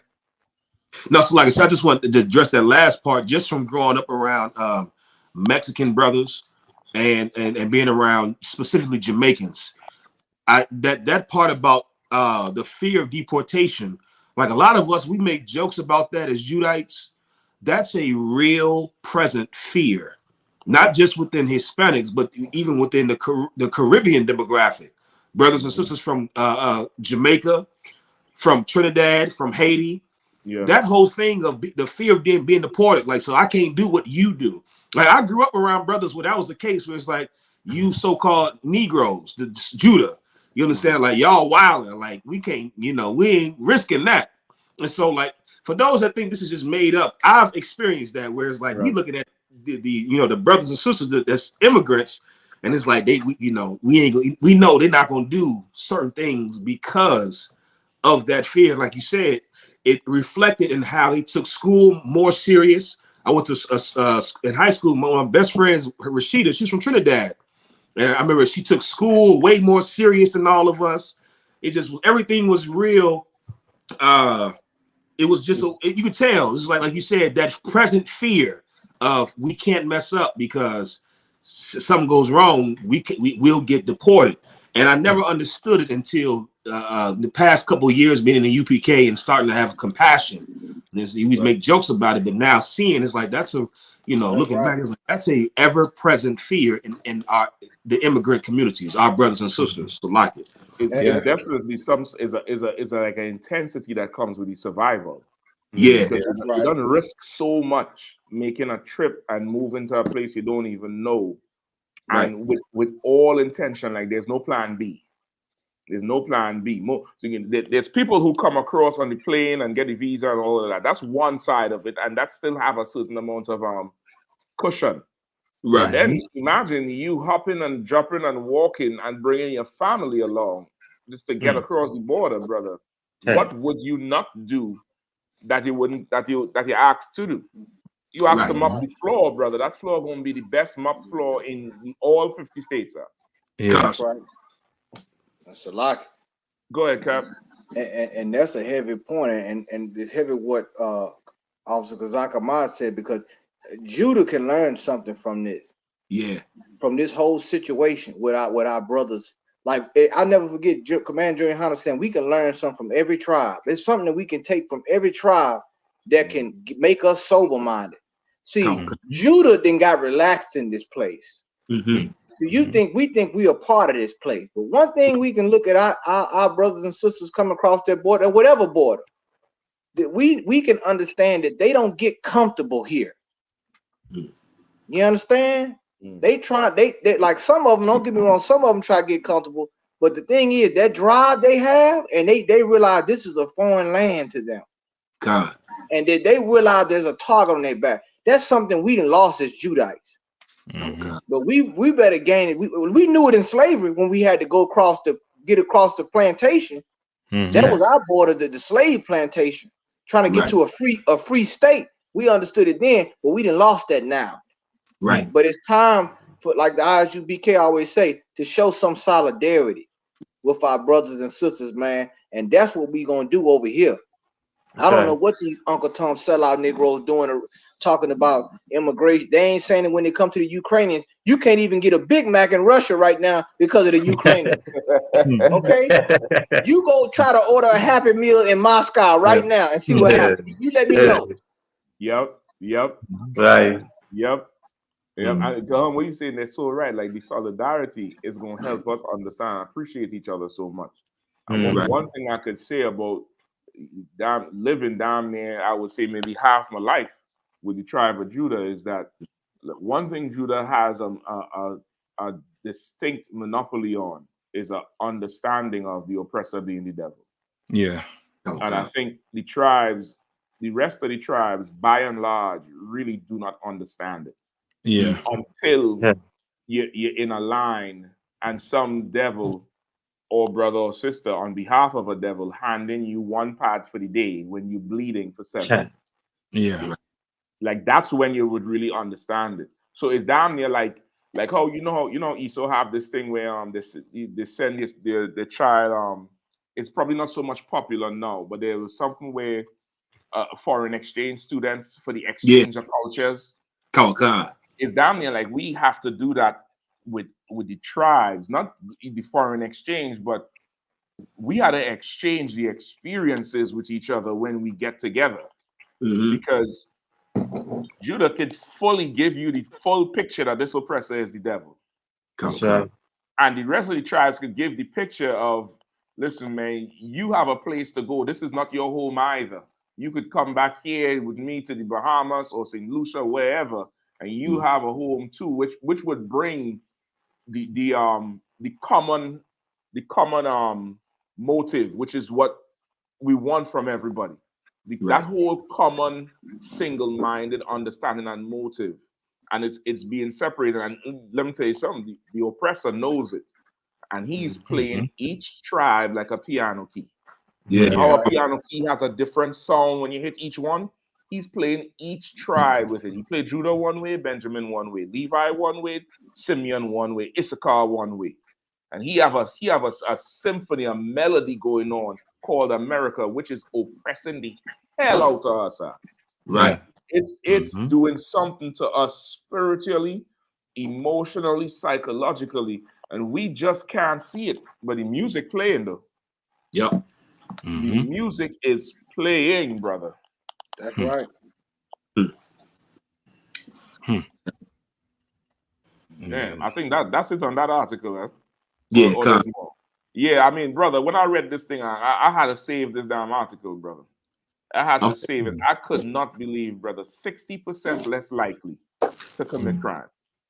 Okay, I'm taking this to TikTok. Like you Salaki, you gave me a whole new idea as I read this article because I'm on a TikTok live. There's certain topics that are just, I was in one last night, and like I said, I had to check the entire live. Like, you can't get on here and talk to Judah, the so-called black people. Don't get on here and act like now the Hispanics is coming over here and taking anything from us, and they committing crimes, and they're the problem. That's right. And so this article right here is, I'm gonna ruffle some feathers, and it gave me an idea about a video too, because like you said, I didn't even think about it until you said it. Nobody talks about when these Irish and the Italians came over here, and like you said, the crime skyrocketed in every city: Boston, New York, Chicago, Baltimore. Like wherever they went, it was terrible. Like it was so bad that the government had to step in and say, listen, we'll give you jobs. Right. We'll make you the firefighters, we'll make you the police officers, we'll give you the construction. Just stop destroying the country. So if anybody's the poison in the blood of the nation, it's you oppressors. It's always been you oppressors. It's never been us, man. What the hell are you talking about? Like, have you forgot history? The water, right. Yeah, That's right. Listen, I said to Walter Arawadia knocking all the park every week with these articles. Arawadia be finding some shit. Arawadia, we had to nominate you chief media officer. Going in there and finding all the news, all the damn articles. Yeah, shit nobody even hear about. Finding the article and then posting the video to go with the article right there, brother. Right. Like this was a hell of a find. This was a hell of a find. I ain't gonna lie to you. Yeah. You know what I mean? And listen, the article is written in a way where you would think it's all the immigrants, but it has to be they're looking at the 12 tribes immigrants because we just pulled up how the Chinese and them is running amok with these gift cards. Yeah. And that's we only know about it because a few of them got caught and talked. So think about all the scamming that we don't know about. Anybody recently over the past 6 months, there's been numerous complaints about people with their TANF and their food stamps getting wiped to hell out the day of the re-up. Concert. So imagine the day you're supposed to get replenished with the stamps and the WIC and whatever else. You go, the card is done. Spent. You go in your account, you might be in Florida, the spending is somewhere in Seattle, Washington. There's a whole ton of scamming going on. Yeah. And who's doing it? It ain't us. Nope. Yeah. It ain't them us. Africans famous for doing that garbage too. Oh man, listen, the Hamites, this in November, the police in Baltimore stopped a cargo ship from leaving, opened up all the long containers, and it's all the stolen cars from DC heading to Nigeria. Teslas, Lexuses, Wait a second. Gone in 60 seconds. Gone in 60 seconds. All them cars that's missing from DC, Maryland, Virginia was in them containers heading to Lagos, Nigeria. But they will say we the problem. We poisoning the blood of America. And put that in your election campaign, man. Right. That's right.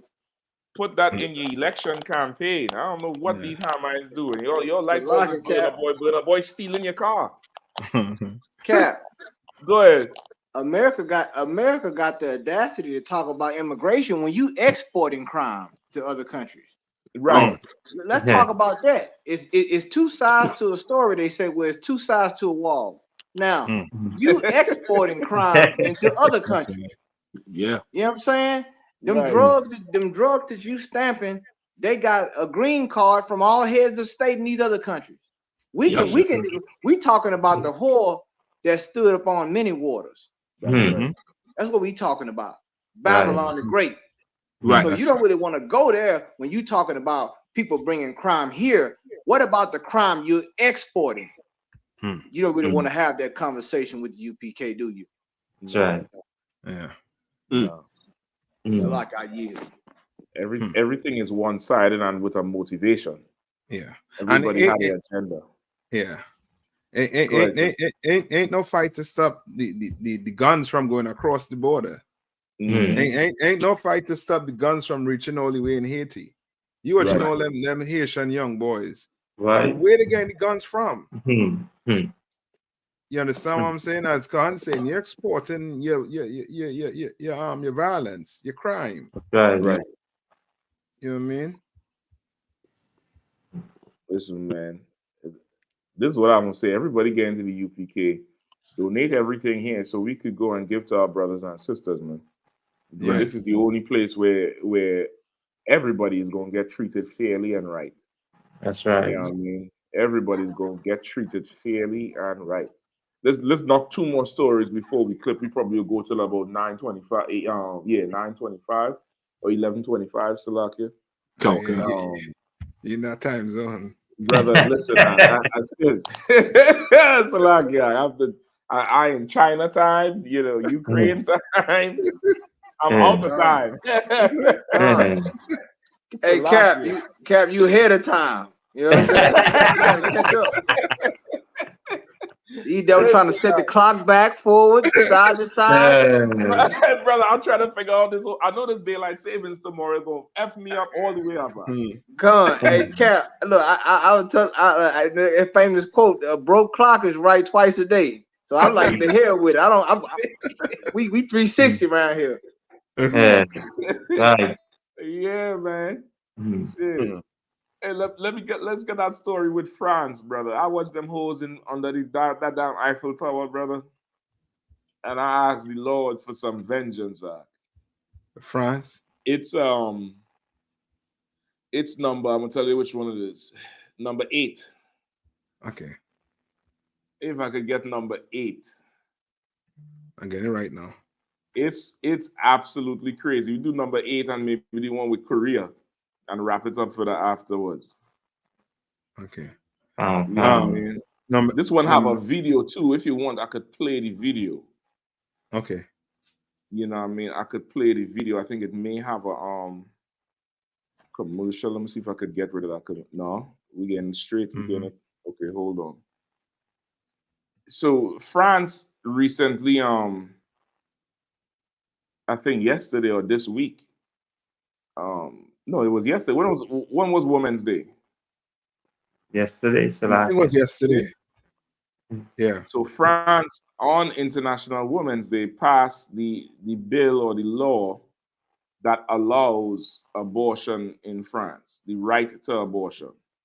Now I ain't gonna go all the way into all this stuff, but brother, I was reading some stuff on all this parenting and abortion stuff that was going on in a study that was done for the whole of the 20th century. That's from the 1900s all the way into the 2000s.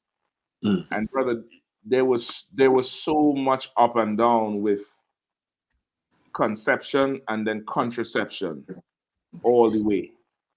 You know what I mean? There was so much, going back and forth. I'm gonna try to see if I get a piece of the article for you. But let's see what Macron, the broke beggar Macron, did. Right. Broke back Macron. He's been begging since Brexit. He's been under pressure. He's a little bit worse than Zelensky. It's just keeping his pride. He's keeping his pride a little bit. But this devil here, France is in the shambles. I'm telling you straight up and down. France is in shambles. Right. Yeah. Whatever they want France to do right now, he'll do it. Remember, after that submarine deal, he was bad. I didn't tell him you got to be a little bit quicker than that. It was down bad after that submarine deal. Right. Go ahead, sir. Okay, I'm gonna play the video. I think the video might encapsulate it a little faster. Okay, come on. All right, so I'm gonna just read it. Lawmakers overwhelmingly approved a bill to enshrine abortion rights in France's constitution. And Salakia, that word alone, enshrine. Enshrine. Yo, you're right. That I'm lying. They have a way to glorify murder. You know what I mean? Jeez. Salakia. Yep. And I think this, like you saying, Cap, I think this goes a little bit further than just making it legal in the country. I think this is now they're tying it into normal, fundamental human rights. Yeah. You understand? And which is crazy. Pour l'adoption, 780. Contre, 72. So this makes France the only country to explicitly guarantee a woman's right to voluntarily terminate a pregnancy. Sure. And that's why they say they put it in the Constitution. Watch this hole's face out. And now you probably for sure done got the whole S on this one, because I definitely think this is tied to some sort of funding from one of them big European countries or IMF or something where they had almost like the how they was pushing the LGBT on them Hamites. Yeah. Or I think they're doing this for some kind of money shit out. For some sort of money. Let me get a little bit more. You're more likely right. You know what I mean? Because I don't see, you know what I mean? Because for real, we know that, you know what I mean, Esau, you know what I mean, his woman, their reproductive, you know what I mean, rate is, you know what I mean, low.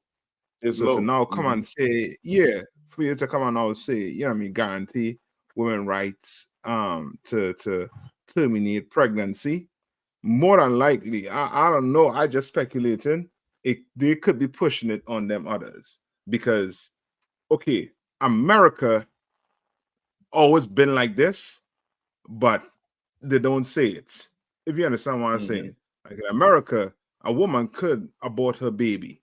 Just now they're saying certain states they can't. But, you know what I mean, before, you could abort the baby, but you know who they was directing it to. They was directing the abortion to our people. You understand what I'm saying? So who knows if that's their way to control, because they have a large immigration population, very large immigration population, more likely with them Africans and them Arabs and them. You understand? Yeah. So now to come and do that, you know what I mean, to do that, you know what I mean, you know what I mean, I really believe they're trying to do what America did, which is to control our child. You know what I mean, our childhood. It definitely could be that, and also too, it could also be to try to boost the economy, because if France is the only country in the world that abortion is now a constitutional right, think about what that does for people moving to France or coming to France for a time. And now, because remember, you had to pay for the abortion. Yeah, you're right. So this is money. This is a money move. This ain't got nothing to do with, you know, a woman's right. This is a money move. This is, you know what this is? This is exchanging the woman against drinking in the prohibition period for the right to vote. This is the even trade with the mass resource that comes with the multitude of women. That's what this is. There's some kind of money deal on the table here. They done did the numbers on what could happen with this. The only country where this is a guarantee. Better go and look at what France economic situation was for the past 5 years. That's right. You better go and look. Macron was this close to hanging himself from the Eiffel Tower. This closer. That submarine deal, that nigga said that was it. He done. You know what I mean? So you gotta really check it out. Let's see, let me get some more.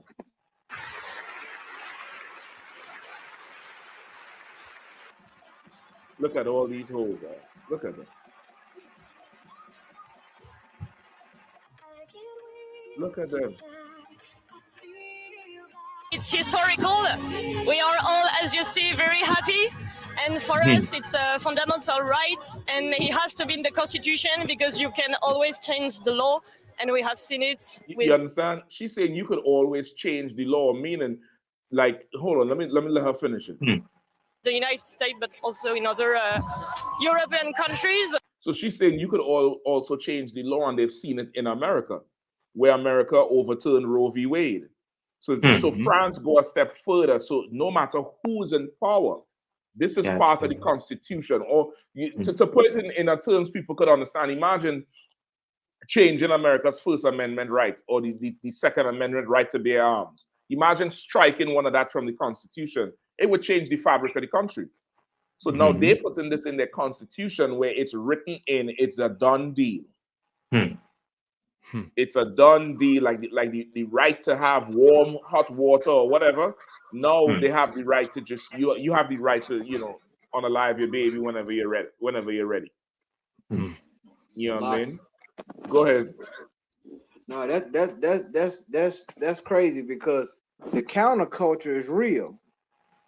Like, everybody in France ain't okay with this, and they haven't seen the backlash yet from the religious right to, you know what I'm saying, the pro-life people. They got all different segments over there in France, and this right here you know, they gonna see the backlash of this, man. It's gonna get ugly because once you use the word enshrine into the Constitution and something that's definitely against God, God coming for you now. You know what I'm saying? Right. You may get the money, but you won't be able to spend it. All of it. You know what I'm saying? Like you playing. See, the thing about it is, like this God complex that these people have. They're trying to build a society, a socially engineered society outside of God's plan. It's going to backfire. It always has, and it always will, because no matter what laws they pass, God's laws are enshrined in the spiritual realm, and His laws are eternal. That's right. That's from right. the foundation. That's right. There's laws that were passed in the spirit that cannot be moved. It trumps man's law. That's what these heathens don't understand, which is why the Bible say, why do the heathen rage? Like all them hoes that like the god doggone slut walk in autumn. God, you can't say slut. It's French. You say sleuth. That's right. The sleuth walk. That's right. I mean, come on, man. Like, but this is why. This is what goes on, and like you said, it's gonna change the fabric of that society. They probably feel like this was a moment in the French Revolution over there. Yeah. Like 2.0 for women. You know what I'm saying? But they gonna find out in about a few seconds how this thing gonna really turn out. That's right. If I could, Barack Yahanna, he of course he based in Canada, but he's of course tied in with the French parts of the Caribbean, Guadeloupe, Martinique. Barack Yahanna is saying Guadeloupe already has a high rate of abortion now. In fact, Guadeloupe rate of abortion termination is twice as high as France. So now what going on in France will affect the French Benjamin Islands since they still own us. So now in fact, what you saying there's down there like they could kill two birds with one stone. All the French colonies is now affected by this constitutional law. And then France being kind of in the middle of, geographically in the middle of Western Europe, if that makes sense to you.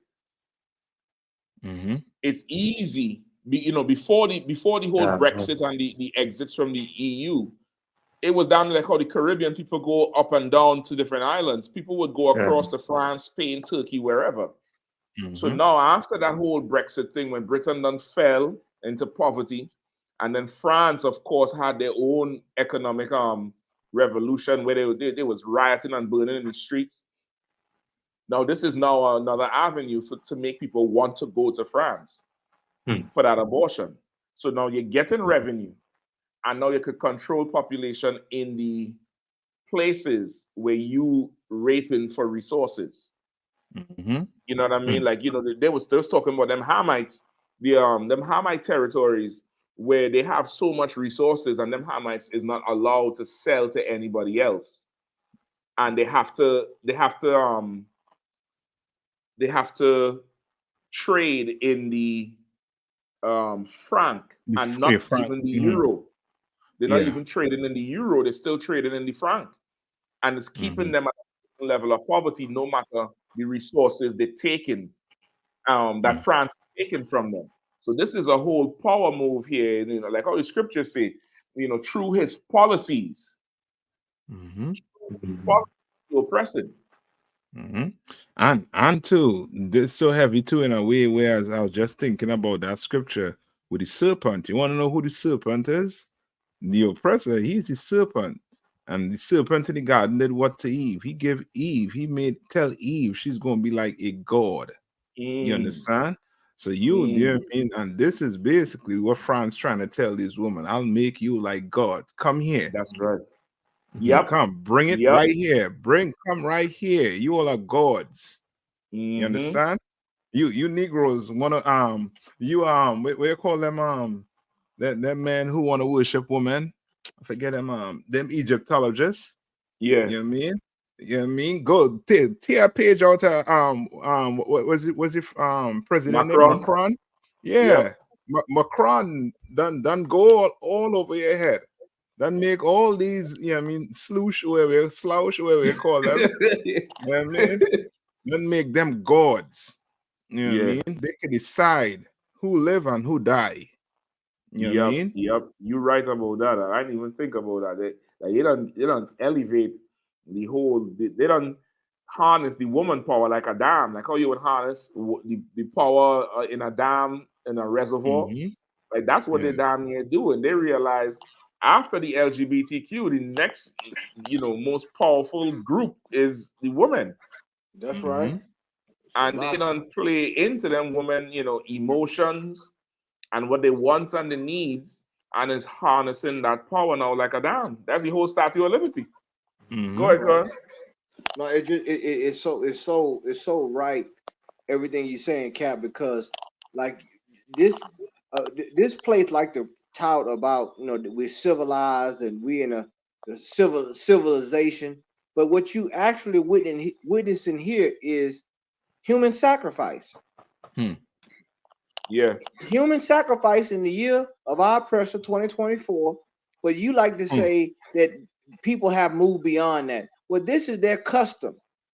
These heathens believe in sacrificing their children to other gods. Right. You understand? When you say you enshrine something, that is you are all in essence dedicating it to a deity. You elevating for a whole country. You elevating that because a country really, most countries are found off beliefs of gods.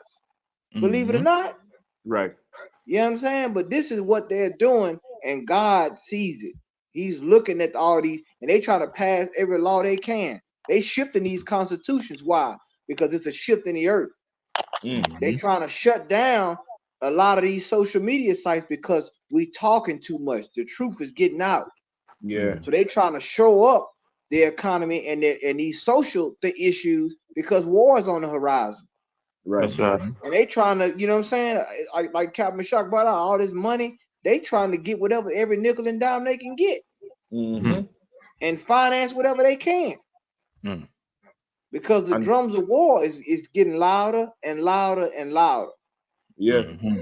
Yep. And they would go against the very Christian, the position they take of being super Christian. They would go against all of that. Just to get that dollar, just to fill their stomach. Even the brother here, Michael Love, he said scientists will be going to France for stem cells and other fetal parts because of this new law also. Are you so right? Like there's a whole downstream industry for these abortions. Yeah. And I guarantee you, they don't calculate every penny, every franc that gonna come in from this new move right here. They don't calculate it out. Yeah. They don't fully calculate this whole thing. It's rough. Let me get some more.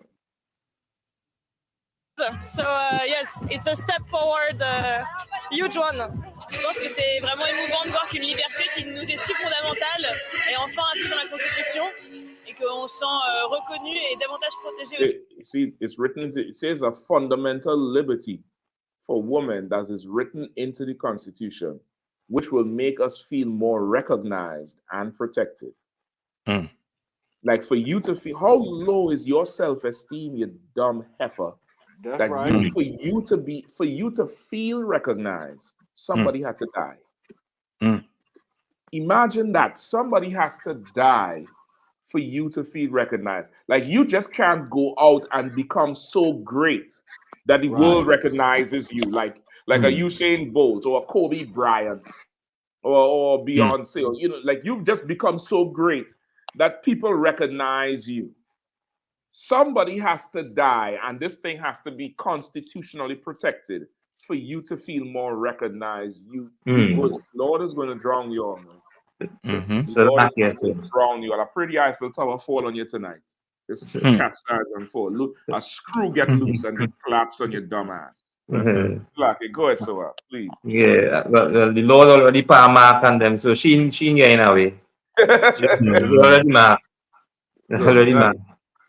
Good night. Like that's a very selfish ass statement to me. And he said also it is a good signal that is sent to other countries. Aussi grâce à ça.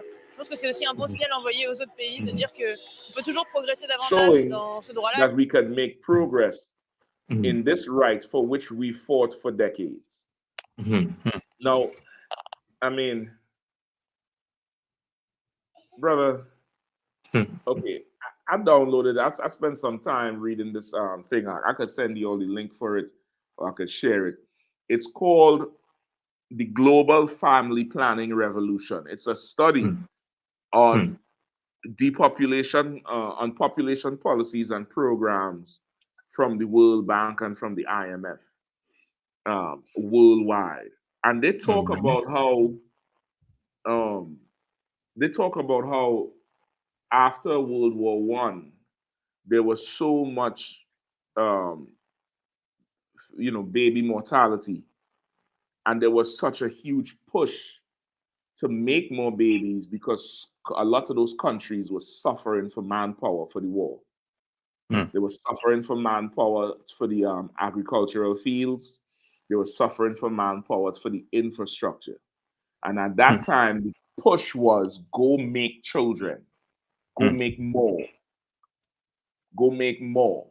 Then later on, with the whole advent of, the woman's, they started to have the movement. I think it was shortly after World War II. A lot of women in Europe was going and getting these backdoor abortions and dying. So the maternal,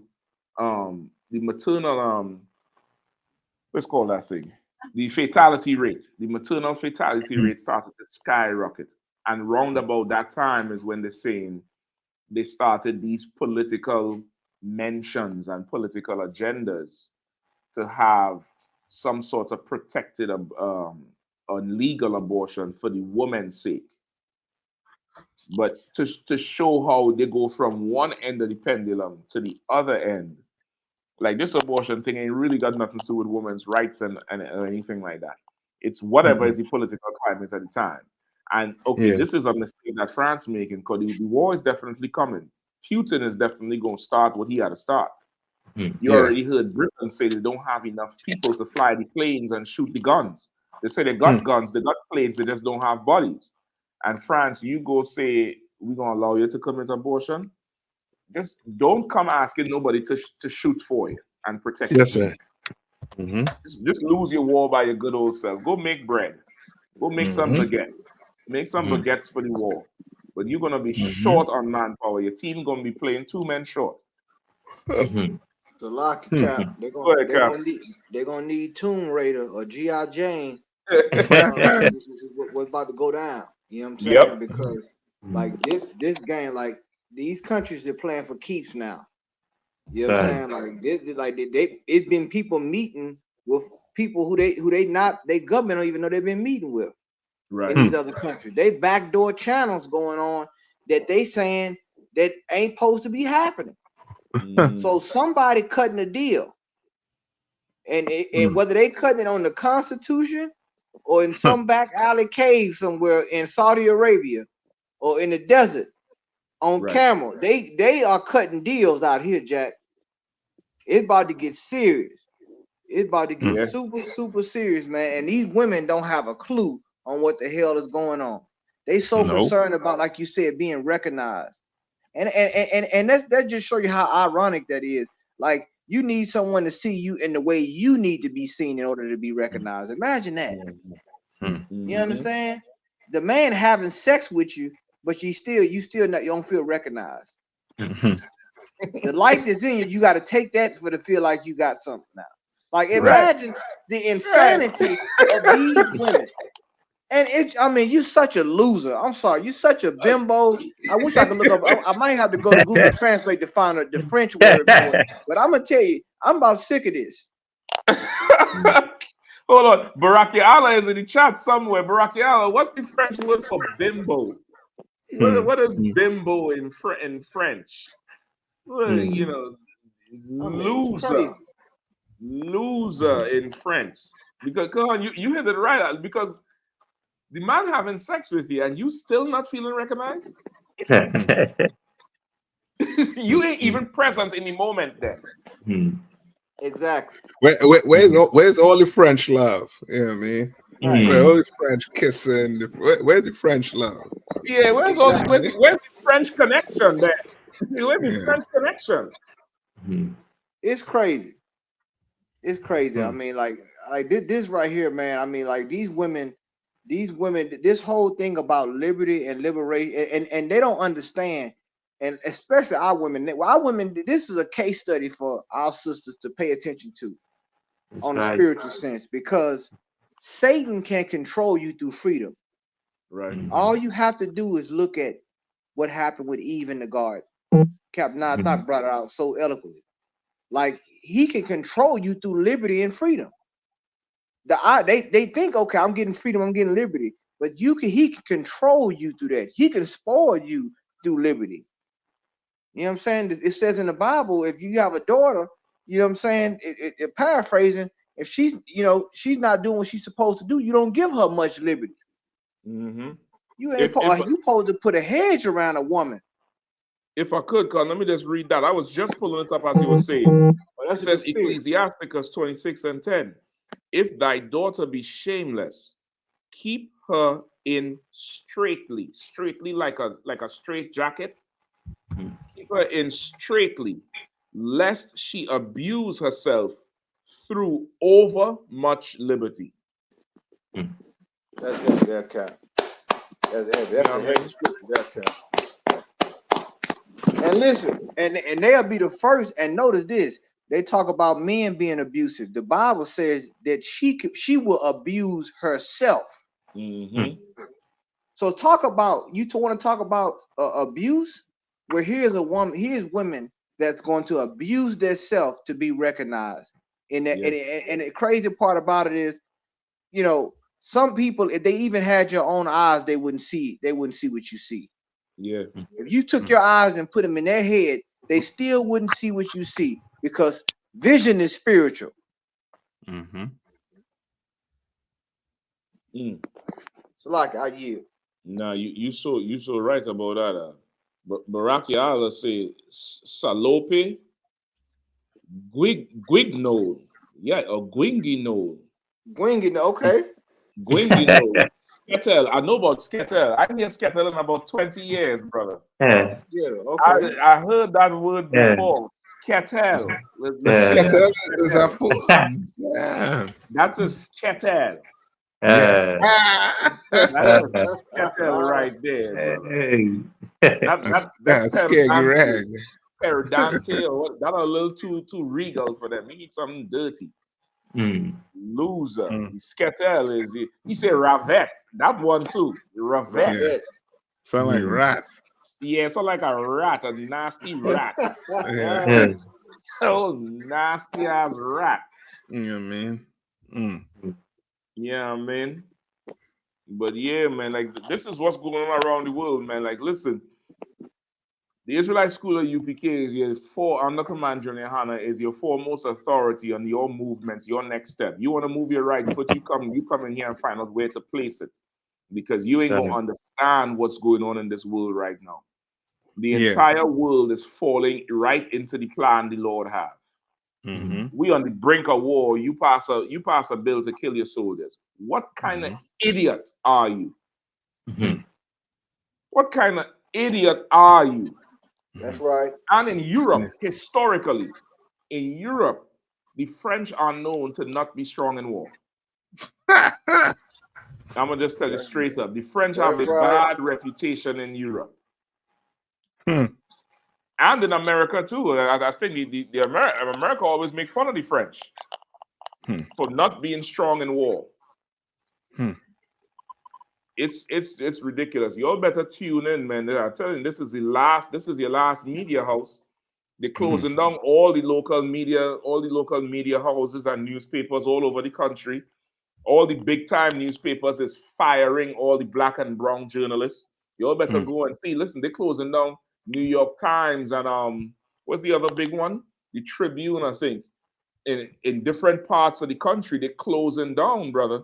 And then they're firing the minority journalists. So the perspective is going to be missing from the mainstream. Y'all better go ahead and like and share Commander John Yahanna's channel and share it everywhere around the world. This is going to be your last stronghold, man. This is going to be the last point. This is going to be like that place. Y'all like them movies, I Am Legend. You see, at the end, they was looking for that place that was broadcasting to pick up the signal. This is going to be that, man. This is going to be that place where you're going to have to go to get food, to get diapers, and to get wisdom on what to do next. Because these oppressors don't know a damn thing. Go ahead, Cap, you right. We that beacon, man. And you know, and the heavy thing about the ISUPK, we provide content as well as context. Got a lot of people out there provide content. So they all call themselves content creators. But we provide context here. You know what I'm saying? The Holy Spirit lies within the context. You know what I'm saying? And the devil is in the details. That's right. I yield. That's right. Listen, man. With that, you're prepared for Passover. We're just about 5 weeks away. Listen, man, if you ain't get your garment yet, you know, do something. Do something. Go by Joann's, go by Sarah's, go by Michael's and get some studs. Do something. And get down to Durham, North Carolina, April 20th. We're going to celebrate the Lord's Passover so he could come and put an end to this nonsense that's going on. That's right. And put us in charge, man, for once and for all. For once and for all, put us in charge and we're going to live right. And the nation's going to be right under us too. They're going to live right. They're going to rejoice. You know what I mean? Pay your tithes, ISUPK.com. Tune into Commander John Yahanna every Monday night, 9 p.m. on this channel. Like, share, and subscribe. The general giving you some, you know, some strong content. Last week he interviewed that sister who said, I cook, I clean, I F, and I shut up. And everybody hates her for it. The Lord loves her for it. The Israelite School of UPK loves her for it. The brothers love her for it. And the sisters love her for it. And that's the type of strength we need coming through the mainstream media, man. In a second, anybody who wants to be radical is going to have to find Commander John Yahanna. Whether you want to make a radical rap song, R&B song, movie, we cultivating your audience. Let me tell you that straight up and down. The audience you want to talk to, we cultivating that audience. Y'all keep it locked in, keep it plugged in, man. So what again for the whole crew coming through tonight? You know, usual suspects, Captain Now, stop holding it down with the Passover himself. 2 years in a row, North Carolina, South Carolina is going to be a whole movie down there, man. Captain Kahan holding down the South, always coming in insight for us, man. Officer Zach holding it down from DC, bringing up the whole point, giving us everything we need. Officer Sawapiala coming down there from Trinidad, giving us that perspective as well. Man, we're going to be back next week. Lord Allah, weather permitting. Tune into Commander John Yahanna Live, man. We're going to be going.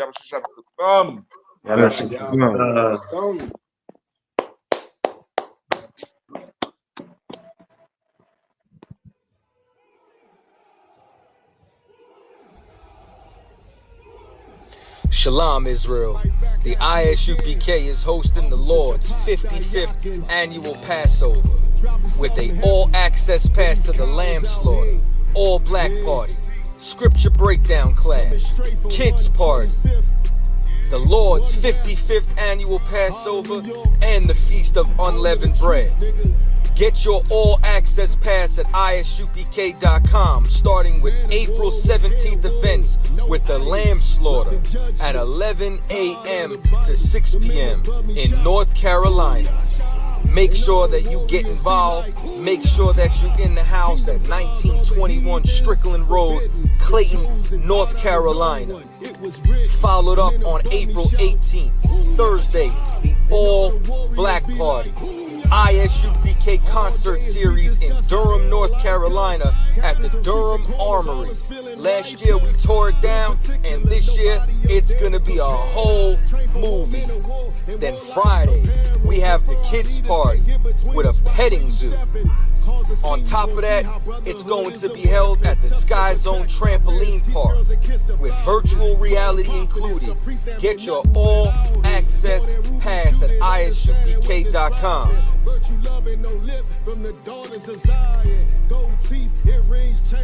April 19th in the evening, General Mahaiman's scripture breakdown class. You already know we got the heavy hitter in the building, and it's going to be at the South Square Event Center. Make sure that you're in the house starting at 7 p.m. in Durham, North Carolina. Then, April 20th, the moment you've been waiting for, the Lord's 55th annual Passover. Make sure that everybody's in the house, and it's being held at the last Black National Fairgrounds in Pittsboro, North Carolina, starting at 6 p.m.